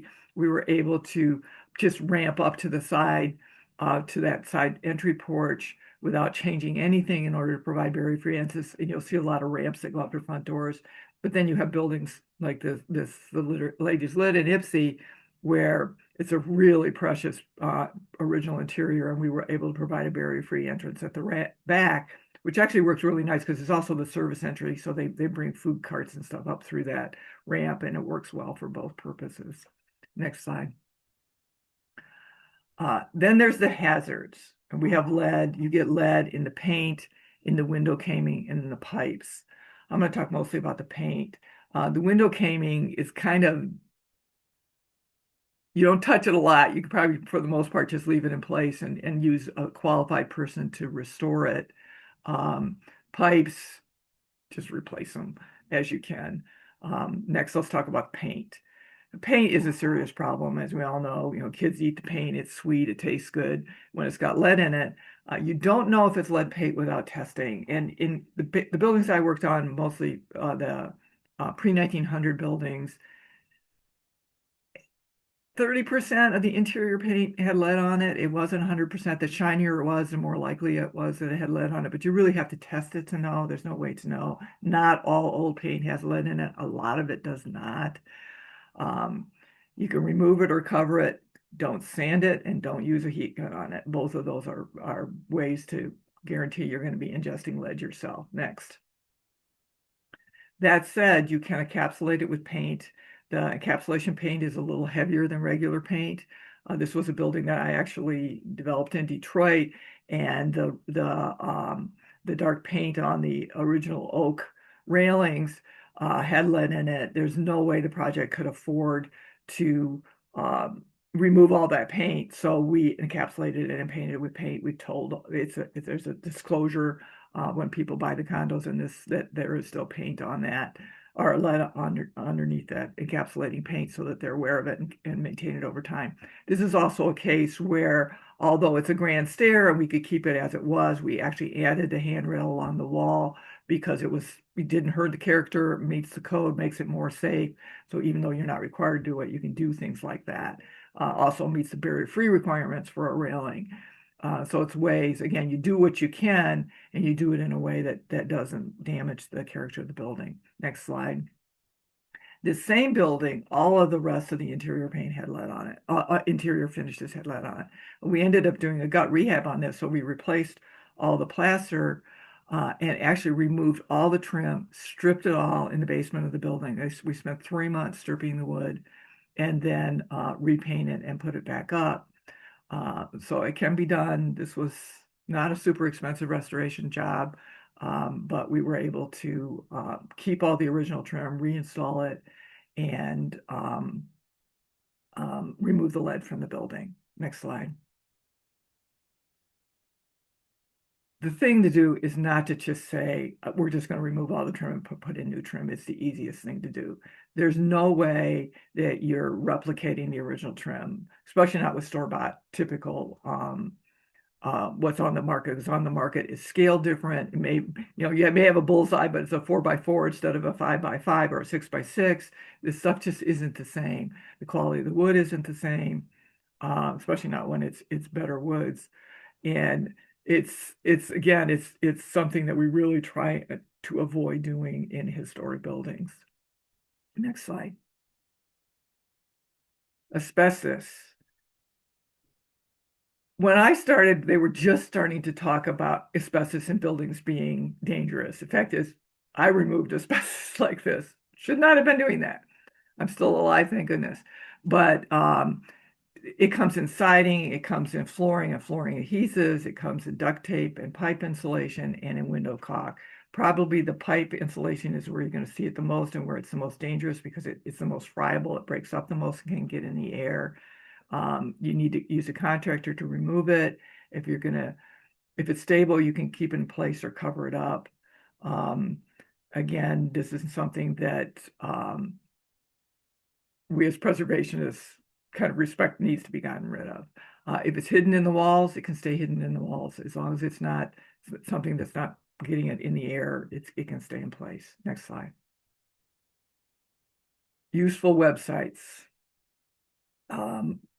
I think that Shohan has been putting some of these in the chat as we've been going along. I've seen them coming in. You'll have access to this slideshow, so you'll have access to these after the presentation. Next slide. So the code issue, we could do 3 hours only on the code and ways to deal with the code. What I tried to do is deal with the things that I think building inspectors deal with rather than building the housing inspectors deal with rather than building inspectors, and not everything that you have to do when you go to rehab a building. So questions. Okay, first question. Do most architects know this Chapter 12 code for historic homes? No. And Chapter 12 or the rehab code also has several ways that you can meet the code. You can meet the code prescriptively, just do what it says, or you can go through this analysis where it balances all the different kinds of things you can do to make the building safe, and then it scores the building, and that there's very few architects that know how to do that. Okay. Next question from Paul. So if thinking about doing something major, like major repairs, would it be advantageous, like tax credit, grants, etc., to wait until the district gets historic designation, or is it okay to move forward now? That depends on the specifics of any particular case. If you can use the historic tax credits, it's worth waiting. But that's a big if because that is, you have to be spending enough money, you have to be meeting the standards, and um, you have to be in either a local or a national historic district, depending whether it's state credits or local credits. If it's your own house that we're talking about, you should look on the state website for what the Michigan historic credits requirements are and whether or not you meet those minimal requirements, and then make a decision. So it really depends on the individual characteristics. A lot of small projects can't, well, federal credits is only for income producing projects. And a lot of small projects, it just doesn't make economic sense. You really have to be a bigger project for it to make economic sense to use those credits. Yeah, your best advice is to reach out to the State Historic Preservation Office, which there's links in this chat, I believe, and ask, because your case is going to be different every single time. I would also recommend that you consider if it's likely that there's going to be a local historic designation or not, because if it's not likely, then you're going to want to go in a different path. Additionally, we know that the state historic tax credit is presently in the process of being proposed for a change or an enhancement, and that's House Bill 5403 and House Bill 5404. We, as the MHPN, are part of that advocacy group. What is being proposed would perhaps make it more broadly accessible for people to use the historic tax credit specifically for owner-occupied properties. So I encourage you to research that, and if you have further questions, reach out. I think that's all the questions we have for now.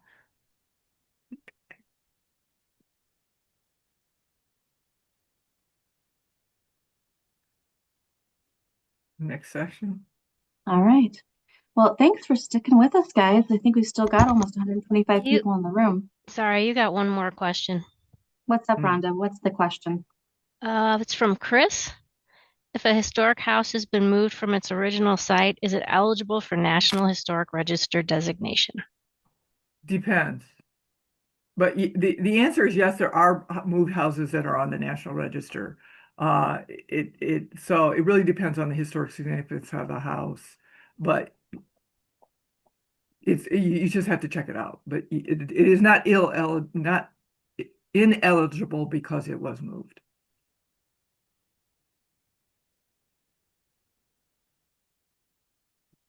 All right. Anything else? We answered everything? I see one more that just popped up from Stacy Okay. Johns. I'm not sure I understand this. Is the presence of asbestos disclosed, like you said, the lead paint is? I'm not sure, Stacy, exactly what you're asking here. Oh, when a property is sold, what you, I actually don't know. I think so because I think it's about hazardous materials. You have to disclose hazardous materials if you know about them. So there's a lot of people who don't know. They don't know if their paint is lead, and they don't know whether or not their pipe wrap is asbestos because they just don't know. So I would never rely on that kind of a requirement for disclosure because it really depends on what the selling person knows. Yeah, there's a requirement for lead disclosure. It's related to legislation that came through in the 1970s. But with regard to asbestos, there's an affidavit that one signs when they're doing a real estate transaction. It's basically a CYA move to try to prevent people from experiencing legal recourse, being chased down for potential liability in the future.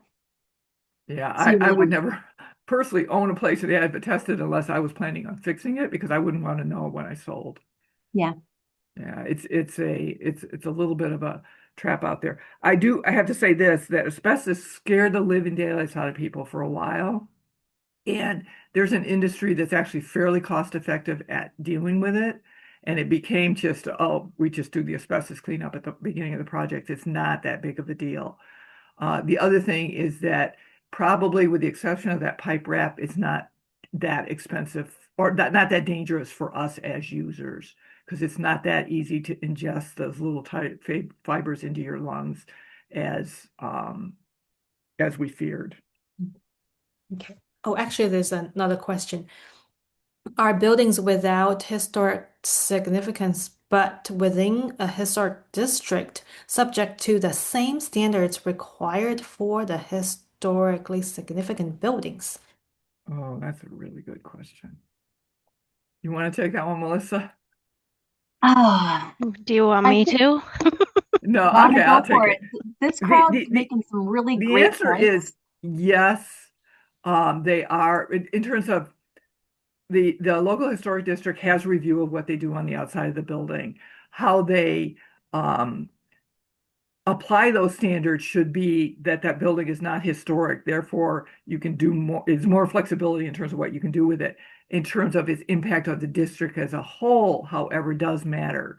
So, if you were to McMansion a house in Corktown because it happens to be the non-historic house, it would be inappropriate for the district, even though it doesn't matter for that particular house. So it's kind of a yes and no answer. That's about all we can say at this point because there are so many different things that we debate. We try to make the best decisions that we can with the information that we have at the time. Yeah. It's idiosyncratic at best. Oh, okay. One more question. Does age alone make a building historic? No. Sometimes it's just old. Remember those four categories that Melissa went over at the beginning. It really is, what history is the building associated with, what people, the building itself sometimes just because it's old, it has a lot of information in it, like that log cabin. And so it really depends on the building itself. Age alone is not enough. There are a lot of 50-year-old buildings that are not historic. I would agree. All right. Anything else? Okay. Well, let's move on. And I'm going to talk about what style is it? I said I have a graduate degree in this. I have a graduate degree because I'm an architectural historian by trade. I work in local government now because that's a way I can add into the world. But you don't have to have a graduate degree in historic preservation or architectural history to be able to know a little bit about these different styles and these different forms. One of the best books out there, right here, it's called A Field Guide to American Houses. And if you have a little bit of professional development money, this is a good use of your dollars for less than $50. This is a recently updated version, and it provides you with information on a lot of the content that we're covering here. I highly recommend it. We in the industry call it our Bible, and it helps you understand a lot about the character defining features of different styles, some of the social history connected to it, and it even goes all the way up into the mid 20th century. So check it out. Greek revival is one of the earliest forms that we have here in Michigan, and it's tied to our development and our way of settling Michigan. Now, that doesn't mean that that's when human activity in Michigan started. As we know, it goes back thousands and thousands of years with indigenous populations, but this is when we start to see built environment be visible on the Michigan landscape. And I want to pause here for a second and make sure that I have noted that this slide deck is put together from slides that the Michigan Historic Preservation Network has from a lot of different presentations over the years. A lot of those earlier slides we saw from Liz Nibby's own resources. Here I want to make sure that we shout out to Sherry LaFlamme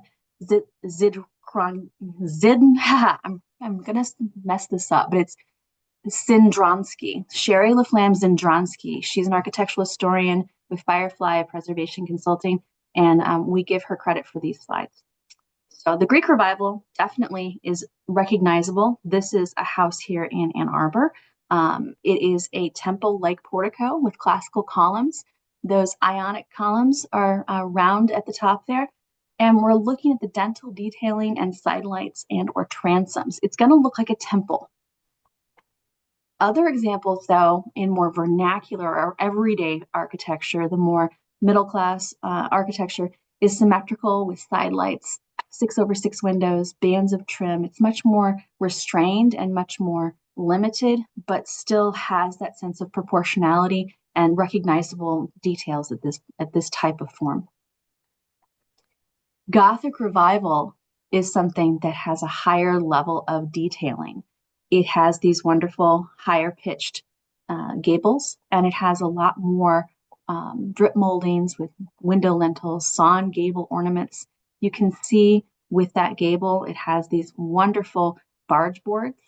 All these types of things are characteristics that can be specific to the way that the house was built, or it can be applied later when people wanted to make the house look Gothic if it was built earlier. We oftentimes see Gothic Revival in ecclesiastical architecture, churches.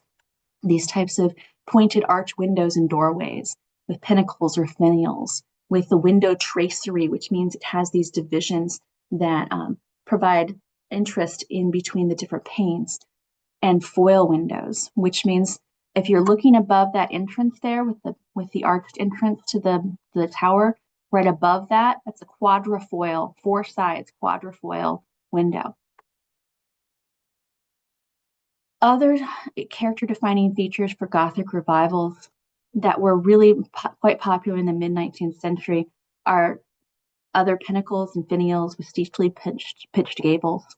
So sometimes you see the higher style with the more expensive materials and the higher levels of stone, but then you also have a more commonly used vernacular form. You still have those pointed arch windows and you still have those character defining features, but they're more restrained. Italianate style is characterized by its boxy forms. It was more popular towards the end of the 19th century in the post-Civil War era. This is a time when American fortunes were increasing. We were getting towards the later 19th century where we had seen the rise of industrial revolution. We had more transportation options. We had a higher level of access to more complex milling. And so we have these narrow arched windows, these bay windows and one-story porches with the cornice brackets right underneath the eaves. It's a confection. It looks almost like a wedding cake. And the complexity of that type of ornamentation was to show the material wealth and social levels of achievement in some of our Michigan communities and people who own those buildings. Oftentimes we see in Michigan downtowns, as previously discussed, the Italianate style manifested in our 2 or more story downtown commercial buildings. Many times these buildings are first floor commercial, upper story residential, or you may have offices upstairs, but they definitely rely upon the large windows that are arched and the large amount of glass to solid ratio on the primary elevation, the facade, because at this time you still haven't seen the advent of electricity. And so you're trying to bring as much light into the building as possible, especially since you have on the first floor, oftentimes that commercial use, so people can see in and feel that they can enter into a shop. The Second Empire is often confused with Italianate revival, and there are a lot of similar characteristics. The complexity of its ornamentation and the fussy detailing, the under the eave cornice and brackets. But one of the character defining features that's different than the Italianate revival is that the Second Empire has this heavy roof. Sometimes we refer to it as a mansard roof, or if you see some of the more elaborately designed, more complex geometries of a roof, sometimes we call it bell cast. So it looks like the shape of a bell. Here's a Queen Anne. Now, when people talk about styles of the 19th and early 20th century, specifically for brick or wooden buildings, they often say, well, that's a Victorian. Now, let me tell you, Queen Victoria was on the throne for a very long time. It ended in 1901 when she passed away. That was the Victorian era. This is not a Victorian. This is a Queen Anne, and it was named after a different queen who was not very well known except for the period of time where she was connected to this type of style. So the era, Victorian. The style, Queen Anne or Italianate or Second Empire, all of those occurred within Queen Victoria's reign. Queen Anne's style is characterized by a lack of symmetry. It's asymmetrical.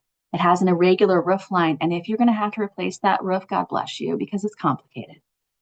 But that is a character-defining feature of a Queen Anne. There's large porches. There's what people sometimes call gingerbread, or the complex sawn and turned woodwork. There's textured walls. There's maybe a complicated use of siding and clapboards and shingles and other types of exterior materials. And then when we talk about the character-defining features of a building and covering up with vinyl or aluminum, those are the types of things that we would lose if we covered it up. Is it complicated? Yes, but this is an indication of what was going on at the time and the show of material wealth that people wanted to have for many of these buildings that were built by quite wealthy people. Here's another example of Queen Anne with that complex roof line with this turret and a round tower. You have these multiple textures. This is obviously in brick, but they definitely have multiple different kinds of brick bonding to show the complexity of the building. Now we get into vernacular. Now that's not exactly a style. It's a way of describing something that doesn't quite fit within one of those boxes of the styles I've just shared with you. Vernacular is kind of like saying the difference between hello, nice to meet you, and hey, how's it going? It's that comfortable, familiar, casual way of interacting. It's different than the formal, very specific style of a high style, high expensive building. The lower style or the more conventionally casual style is vernacular. And it's really based more on form. So you're looking at these boxes, these shapes of a building, so that massing. It's pared down with ornamentation. Maybe they put a little architecture on it by putting some tracery at the top of the gable, but that really is more based on the shapes and the form of the building. So when you're standing there from the street and you're like, what style is that? Maybe it's not a specific style. Maybe it's just a vernacular form. We've also got Romanesque revival. These complex roof lines and towers, it's trying to convey a sense of connection to old world complexity. You have these textured masonry, these arched or rose windows and entrances. You have stone detail, and it's hearkening back to an empire of the Roman Empire, and it's a revival of that. You can also see it in smaller forms like what we're seeing here with this stone building, where you're seeing the rough stone walls and the rounded tower with the rectangular windows, but you still have a sense of that solidity and that sense of strong design, that muscular design in Romanesque. The colonial revival became popular in the late 19th, but really took off in the early 20th century. And this was during a time when the United States was looking at the right past its first century, and we were thinking back to the colonial era. The colonial revival doesn't necessarily stick with one specific type of colonial style. It could be elements of the federal style, which was really something that was embraced by people who are the patriots of America, versus the Georgian style, which were really more focused on loyalism to the British Crown. So you'll see a complex blending of these two styles, Georgian being the more rectangular and more upright and less curved. Federal has a lot more ellipses and curves in it as well. We don't see a lot of that here in Michigan because we were not settled at that time in the colonial era, but we do see the colonial revivals here in Michigan that do combine those two styles of Georgian and federal to create their own version of colonialism. And that includes a lot of symmetry, the gabled entry, those pediments, and the classical columns or pilasters. If it's a column and it's round and it stands on its own, that's a column. If it looks like a column but it's connected to the building, that's a pilaster. We're going to talk more about how you can find out about that language, that nomenclature, right there. A Field Guide to American Houses is something you really want. It's written by Virginia Savage McAllister, and there's a link that perhaps Shauhan can put in the chat. Again, colonial revival can be seen in non-residential architecture. It's frequently seen in schools, And oftentimes it's used as a way of communicating the authority or the legitimacy of a civic or an educational building. You see this on college campuses, you see this in schools, you see this in civic structures as well. So you're going to see again a sense of symmetry, that pedimented entry, meaning there's a moment there when you go in that front door. That pediment over the top there, if it looks like a gable and it looks like a triangle, that is a pedimented entry.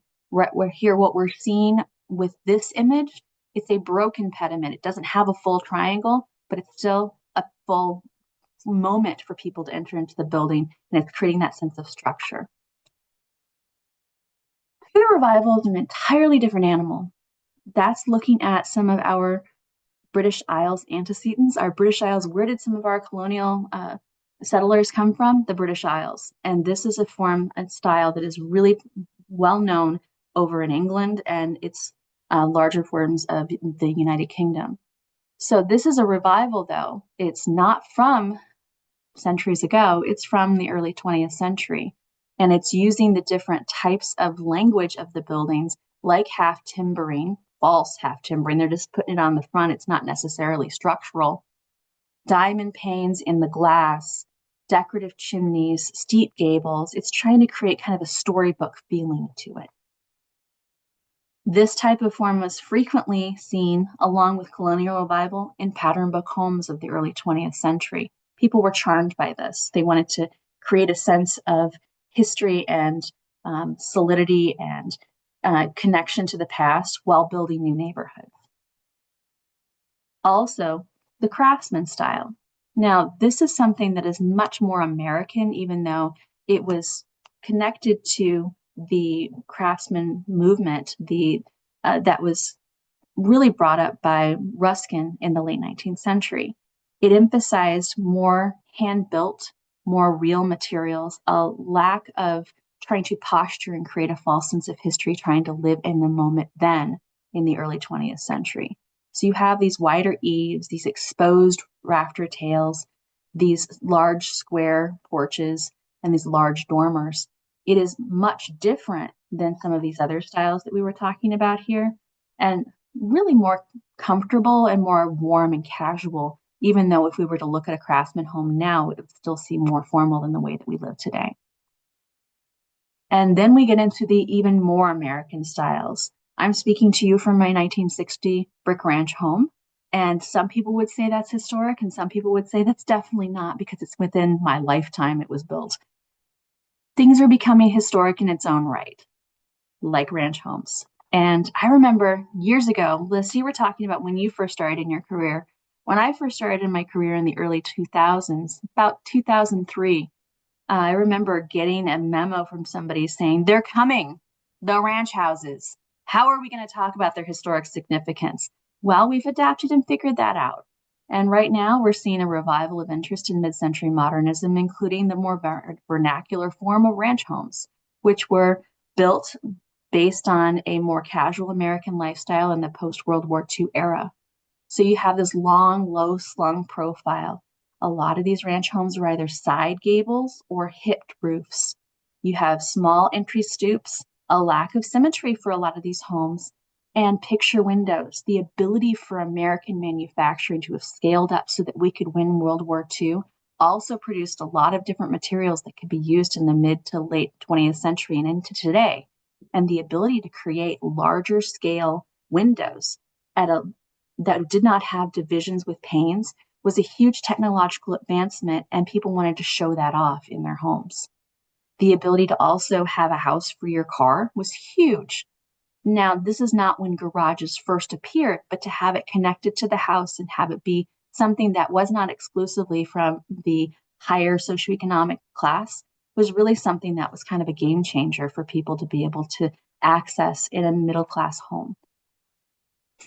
Then we get into modernists. There are a variety of different types of modernism. It started in the 1930s with Art Deco all the way up to what we're seeing now in terms of postmodernism. But when we look at it in terms of modernism in the mid-20th century, you're going to see these low-pitched gables, these wide eaves, these exposed roof beams, larger windows like previously stated with the ranches, but it's not as buttoned up and staid as the ranch homes. It's much more, you fill in the blank. We're still trying to figure out the nomenclature for a lot of this. But we do often see a combination of materials. Michigan itself created so many of those modernist architects. Many of them came out of the University of Michigan in the mid 20th century. And what's really interesting is if you think about it in terms of California modernism, there's a longer conversation we can have, but a lot of those California modern architects like Richard Neutra and Lautner, and you name it, there's a lot of other folks, they actually have a connection to Michigan. So if you're interested in learning more about that, just go Googling Michigan Modern. There's a lot you can learn, and you can be proud about our state. We also see modernism occur in a lot of our school buildings and our public buildings at the time when we had a lot more resources to do a rapid amount of building. Now, this is related to both our victory in World War II and the post-World War II rise in consumerism, but also it has to do with our population explosion and the need to build more buildings and infrastructure related to our growth as a nation.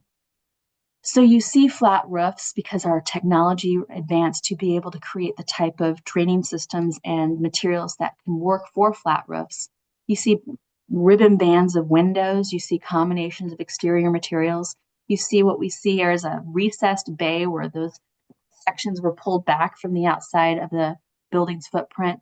There's all kinds of different components that we can talk about here, but I previously mentioned Alden B. Dow. Alden B. Dow is out of Midland, Michigan, and he was one of the biggest influencers in our state on the development of modernism. I highly recommend that you check out the Alden B. Dow Home and Studio, which you can visit or you can experience it online. Midland, Michigan actually has the largest number of modernist design buildings in the country. So that was a whirlwind of architectural language, different styles, different forms. I recommend that you, if you'd like to look further, you're going to get a copy of all of these different slides. And then also check out, like I said, Virginia McAllister's A Field Guide to American Houses. Questions? Okay. First question, was stick or shingle style not too common in Michigan? It was more of a sub-style. So when you're thinking about shingle style, it's visible. I wouldn't say it's as common. It was more common on the East Coast, particularly coming out of like Newport, Rhode Island, which is where it originated. In terms of stick style, I think that it's connected to the design book Hints on Household Taste by the Eastlake brothers in the 19th century, and out of that interior design style guide came the stick style, and it is often pretty similar to Queen Anne. Mhm. So you can see some of it, but when Liz was talking about like the removal of character defining features, a lot of the houses that we see now probably had some of those character defining features of a stick style or a Queen Anne or some other form like that. But it's been removed, and so you can't see it as easily from the exterior, even though you see woodwork from the interior that would match that style. Thank you. Next question. Is modernist the same as what is known as contemporary? Not at all. No. Liz, do you have a comment? Yeah, not a lot. I mean, contemporary tends to be what's happening right now. So that moves with the decades. And I often talk about architectural styles a lot like fashion. They change. Every decade you want to do something different than the people before you did. And the stuff that was built when you were a kid is junk when you're an adult. And so there's a kind of style. But the contemporary thing is, I think of that as what is being built in a particular decade. So people using the term contemporary with a small c, that's what Liz is talking about. The term contemporary with a large C, I hear people using that for late 20th century, like the 80s into the early 90s. It's debated, see. I know we're debating it right Yeah. now because it's still too recent. But Yeah. sometimes people use it for like the pale pastel tones of the 1980s and the sleeker design. Um, but we could research that a little bit more as scholarships being developed. It's too Yeah. close. It's It's too too close. recent for us to really Yeah. know. Yeah. Okay, thank you. Next question. What is Carpenter Gothic? Ooh, Carpenter Gothic. You got comments, Liz? Well, that's really the to me that's often very similar to the Gothic. The wood in Gothic is often Carpenter Gothic. That there's a lot of overlap there. I don't know that it's really a separate style from that. Um, but they're very, very similar things. Yeah, there's a shorthand that we use when we say Gothic. If you're looking at buildings that are constructed out of wood versus buildings that are constructed out of stone or brick masonry, you're probably going to see something that's closer to Carpenter Gothic. And I think that the references to the complexity of the scroll work and other forms of wooden or scroll or turned um, ornamentation that's applied to the exterior when you've got those really steep eaves and those narrow windows. Yeah. Mhm. Okay, thank you. Next question. Is Prairie style exclusive to Frank Lloyd Wright, or is it a style itself? It's a style. It's a style. Yeah.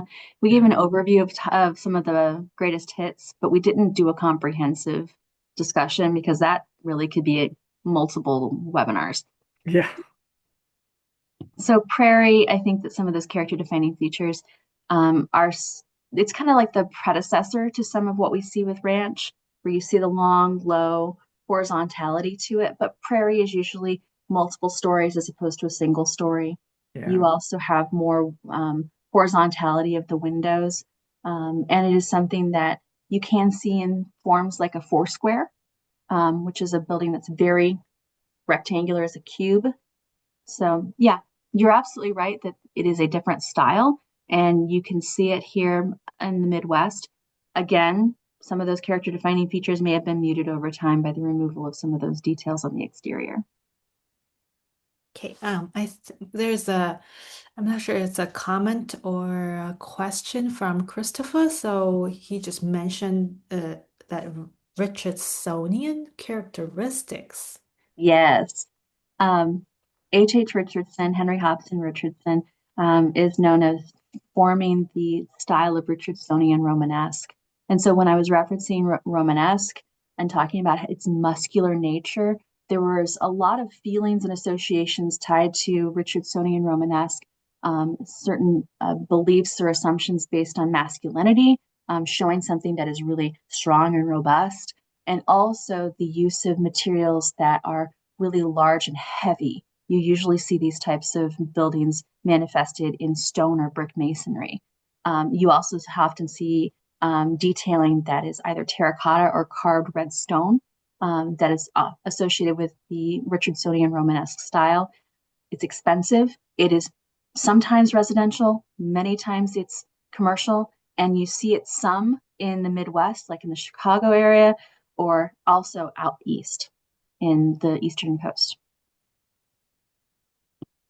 I was Okay, in Boston earlier this year and saw a lot of Richardsonian Romanesque. It was just delicious. I think that's all the questions for now. Okay. Oh, just one popped up. Sorry. So the Earl Young houses and buildings, what type do they fit into? Don't understand the question. The Oh, the Earl Young mushroom, houses, yes, the mushroom house. they're a specialty. They're really a specialty. I mean, Earl Young's designs Oh, Earl Young. were so in their own category. Um, Liz, you got comment? No, no. I think that there are certain architects out there that kind of do their own thing and become kind of their own, don't have a lot of influence outside of what they're doing, but what they're doing is so interesting that we recognize what they've done. And that's the case Absolutely. of that. Yeah. Yeah, and then we can talk about like different materials that people use.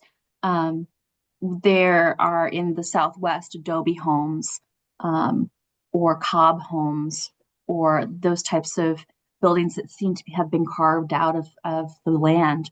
Some of Earl Young's buildings look like they just grew there. And so that's why they're called mushroom houses, because they have that organic quality to them. So when we try to do the broad brushstrokes of what you're going to maybe run into as a building official, we're trying to help you see some of those different styles and forms, but we're not going to be able to cover it all. And I really like those interesting questions you're asking, because that means that you're diving into this content and you have a genuine interest. That means you're going to be better at what you're doing because you're thinking about these buildings. Okay, I think that's it. Okay, we got one more section, guys, and that is, what's that thinger? What's it called? So again, this is language that you may want to use. It is not something that you're going to be able to absorb all right now, unless you have a way better, more photographic memory than most of us. But what we're going to try to touch on is forms, cornices and entablatures, siding and trims, windows, doors, and porches. Stuff that you're going to interact with every day as a building inspector. So, forms of roofs. This is the gables. Maybe you've heard of the story, the series Anne of Green Gables, one of my favorite books growing up. Gables. It is the arched and the triangle shape of the side of the building. So it could be a front gable in the beginning of the front of the building. It could be on the side. That's a gable. You could also have hipped roofs. Not that we're talking about the shape of someone's body. We're talking about how wide is it? Does it come at a triangle on the side, or does it have more dimension to it and have a hip that slopes out? So we've got regular hipped, hip with projecting gables. That's more complex. This is probably something that would fall into the Queen Anne or Italianate category. It's a mixture right there, but the building itself is a hip with projecting gables form.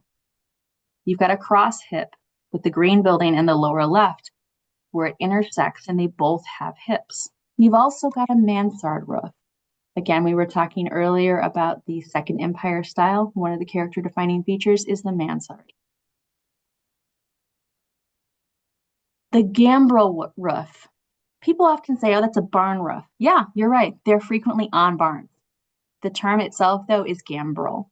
So you've got the center gambrel where it is up front, or you've got a cross gambrel where these two on the top do look very similar. But if the ridgeline of the roof intersects, that's a cross.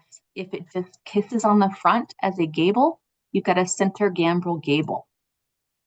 On the lower part, we have, on the lower left, a parapet roof. It's kind of built up at the top of the building. So if you were to get on the roof, you would see that the parapet itself on the primary facade projects higher than the actual top of the roof.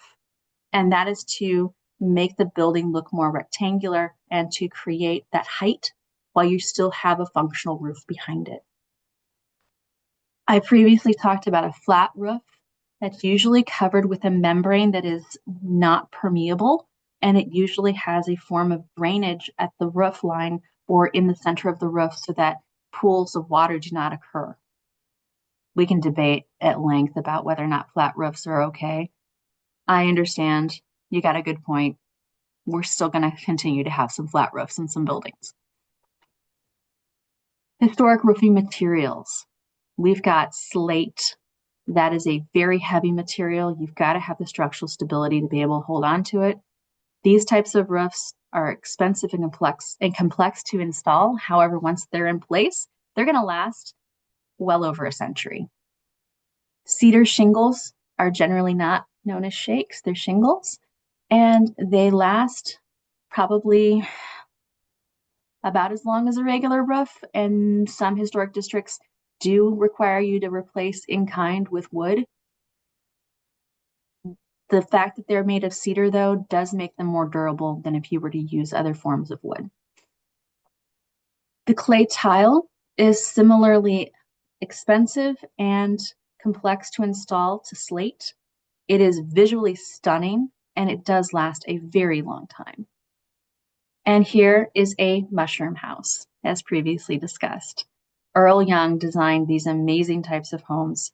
And the idea that he was inspired by, I believe, was just making it look like a storybook.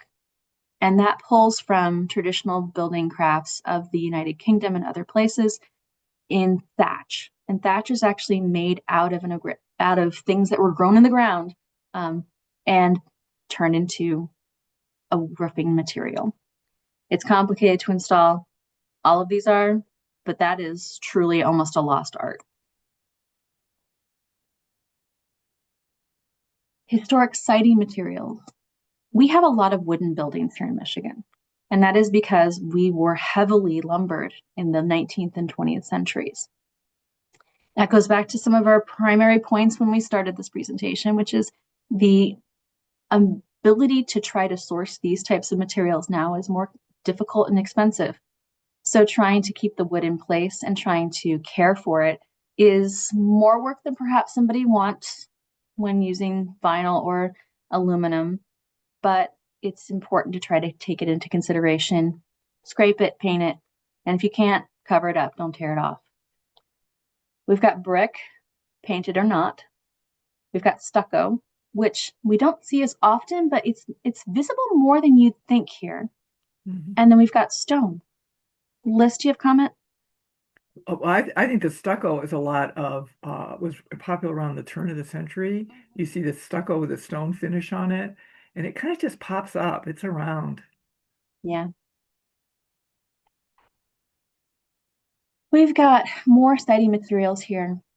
So in the upper left corner, you've got the tongue and groove horizontal. What makes it tongue and groove? You've got these things that intersect with one another. They lock together, kind of like flooring. It does create a tighter bond between, and it doesn't have that sense of overlapping profile like you would see with clapboards, which is in the upper right side. You also see shingles in that picture in the upper right side on the on the vertical side of the building, not just on the roof. Here's an example of using multiple exterior materials to create that type of complexity I believe that would be a Queen Anne home. You've also got tongue and groove vertical and board and batten. The difference between tongue and groove vertical and board and batten is that tongue and groove vertical is just like the horizontal, and it's going up and down, and it's intersected with one another. The board and batten goes up and down, but you also have this strip that goes on top called a batten. It's battened it down. There's a lot of terms on these images, and you're probably like, let me see this. There are a lot of terms here. So it's helpful to be able to have a chart or a diagram like this to be able to reference when you're trying to be really specific in providing detailed feedback, or when you're talking about something on the exterior of the building. Instead of saying that thing there, it's helping you understand that what goes over the window is a window hood, that the small pane at the top of that first story window is a transom. It's not just the upper part of the window. It, I hope, will help you be able to reference this and be more clear and articulate when you're trying to communicate with people about the work that you're doing as a building official. Masonry terms. Oh, these are some fun ones. I don't know about you, but there are certain words that you just like. I love that the corner pieces of stone on a building, or the corner pieces of brick on a building, when they are this decorative, are called coins. It's a fun term. You've also got in the upper left brick corbels and dentils. So you've used brick to basically create a sculpture at the top of the building. The dentils are basically referencing the fact that it looks like there's teeth at the top of the building. It's dentals, your teeth. When you go to the dentist, it's referencing it looks like there's teeth there. With the arches, there's lots of different kinds of arches, and these are some of the terms that people use. I'm really glad that people are asking questions about different sub-styles, or would you also call it this? Because just like how we have regional accents and different terms that people use, is it pop? Is it soda? Is it a jack arch, or is it a flat arch? Sometimes there's different terms that people use, but being able to understand just a way of pulling that language really helps you be able to explain it more. The cornice terms. This is pretty standard, and it goes back to the 18th century with an architect Vitruvius being able to help you understand all of these different components. And there's a pretty set order of the way that these things are discussed. The cornice, the frieze, the architrave, the capital, and the shaft, all parts of the entablature and the column. Being able to understand those different components, maybe you don't need to, but when you look at it further and you're trying to describe those different components, it helps you. And it makes you feel smarter, I hope. The cornice terms, you've got these pointed out here: corbel, modillion, dentil, bracket. All of these different components are part of the cornice, but helping you understand those differences will maybe also help you see when you are looking at a building that has some of its original components, or if there were things that were added to it later. And also determining when you're looking at someone's plans, if what they're planning to do would be appropriate to the time and era of the building's construction. Mm-hmm. Window terms continued. We've got the window hood, the window trim, the sill, and the apron underneath it. It's like you're just putting an apron on underneath your waist. That's the bottom there. It's fun when you think about some of the reasons why we call different components what we do. And you're looking at all of those different pieces there in that diagram as well. Liz, do you have anything to add?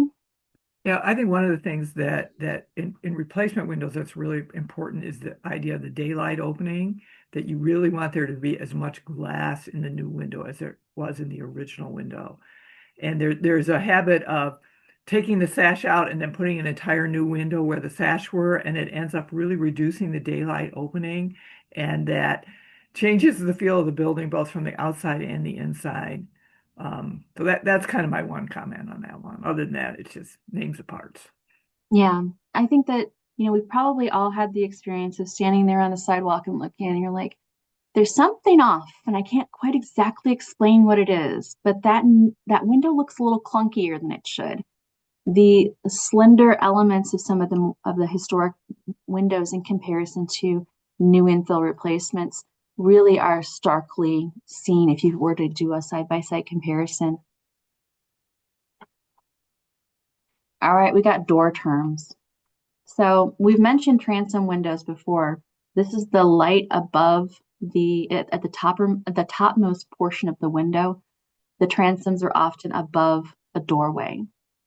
You've got all of these other components, such as the door head and the brick mold and the side light and the door panels. These different components help you see how the doorway can function. Several slides ago, Liz was talking about in the code section about how in her illustrations there was a set of doors that were double doors, and then they would be able to open for a wider width than a standard door would be. The other example that she had in that picture was a doorway that had been subject to replacement, and it had this standard issue door, and around it in a not symmetrical manner was just infill. You can imagine what had been there with perhaps those double doors, or in other instances you can see where side lights have been removed or covered up. And what it does is it reduces that moment, that entry to the building. Even if it functions differently, maybe someday it could be reversed. Understanding how it was initially supposed to function helps you understand more about the whole building and how it was designed. All right. Well, thank you for being so attentive. A lot of you are still here. Does anybody have questions? This is still a very high level overview.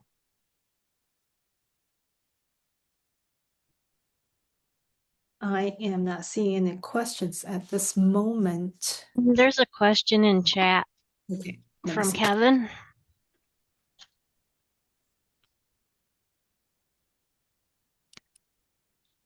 What is a soldier chase? Do you have an example? Soldier course? He says soldier chase. I'm not Don't sure. know the term. Soldier course is when bricks are standing on end in a row with the side facing out. I don't know the term soldier case. I am looking in our book here. I was going to say the same answer, that the soldier is those bricks or tiles that are just stood up in a row, and it doesn't look like it has the structural stability to move a load right through the wall. When we're looking in our reference manual here, I don't see anything either. Perhaps it's just a different way of describing something that Liz has referenced. Sorry, I don't have a better answer for you. We're all still learning as well. As much as we know, we're still learning every day.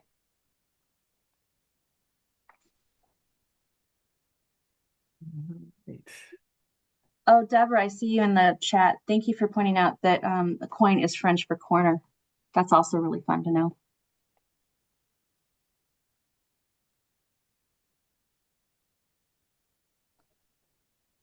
I don't see any new questions coming in. But Aranda and Nicole, do you have any comments or anything you would like to say?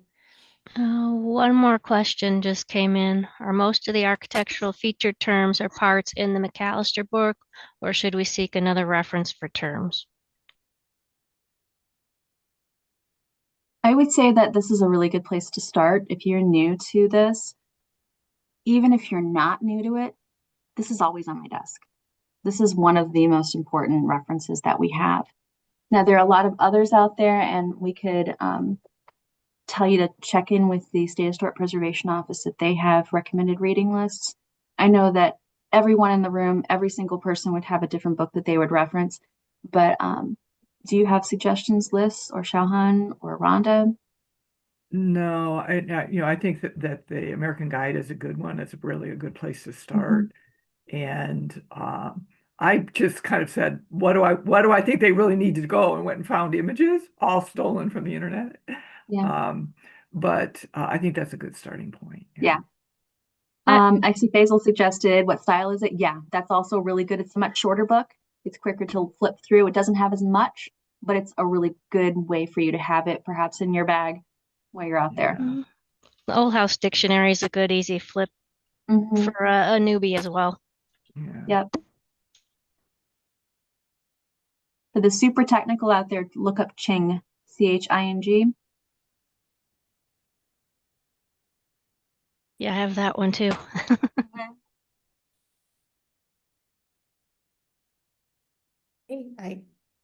It's a long session, so if you have any additional questions, feel free to let us know. And this is being recorded, so you'll receive an email when the recording is available, and we will share the PowerPoint with you too. So you can always go back, and or always reach out and ask any questions you have. Okay, I want to say thank you to all of the folks who've asked questions and who've stuck through this longer presentation. Thanks also for your patience while we were figuring out a few technical difficulties. We really appreciate your interest and enthusiasm, and this was just such a great opportunity to intersect with another group of professionals. We wish you the best in the work that you're doing. Yes, indeed.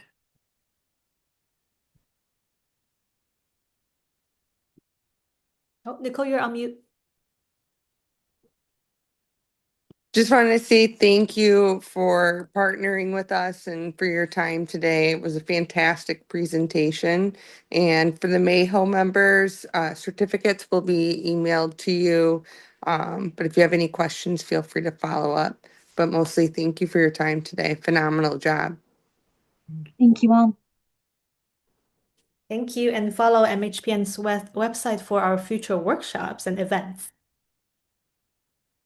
Okay, See thank y'all you. next time. Bye-bye.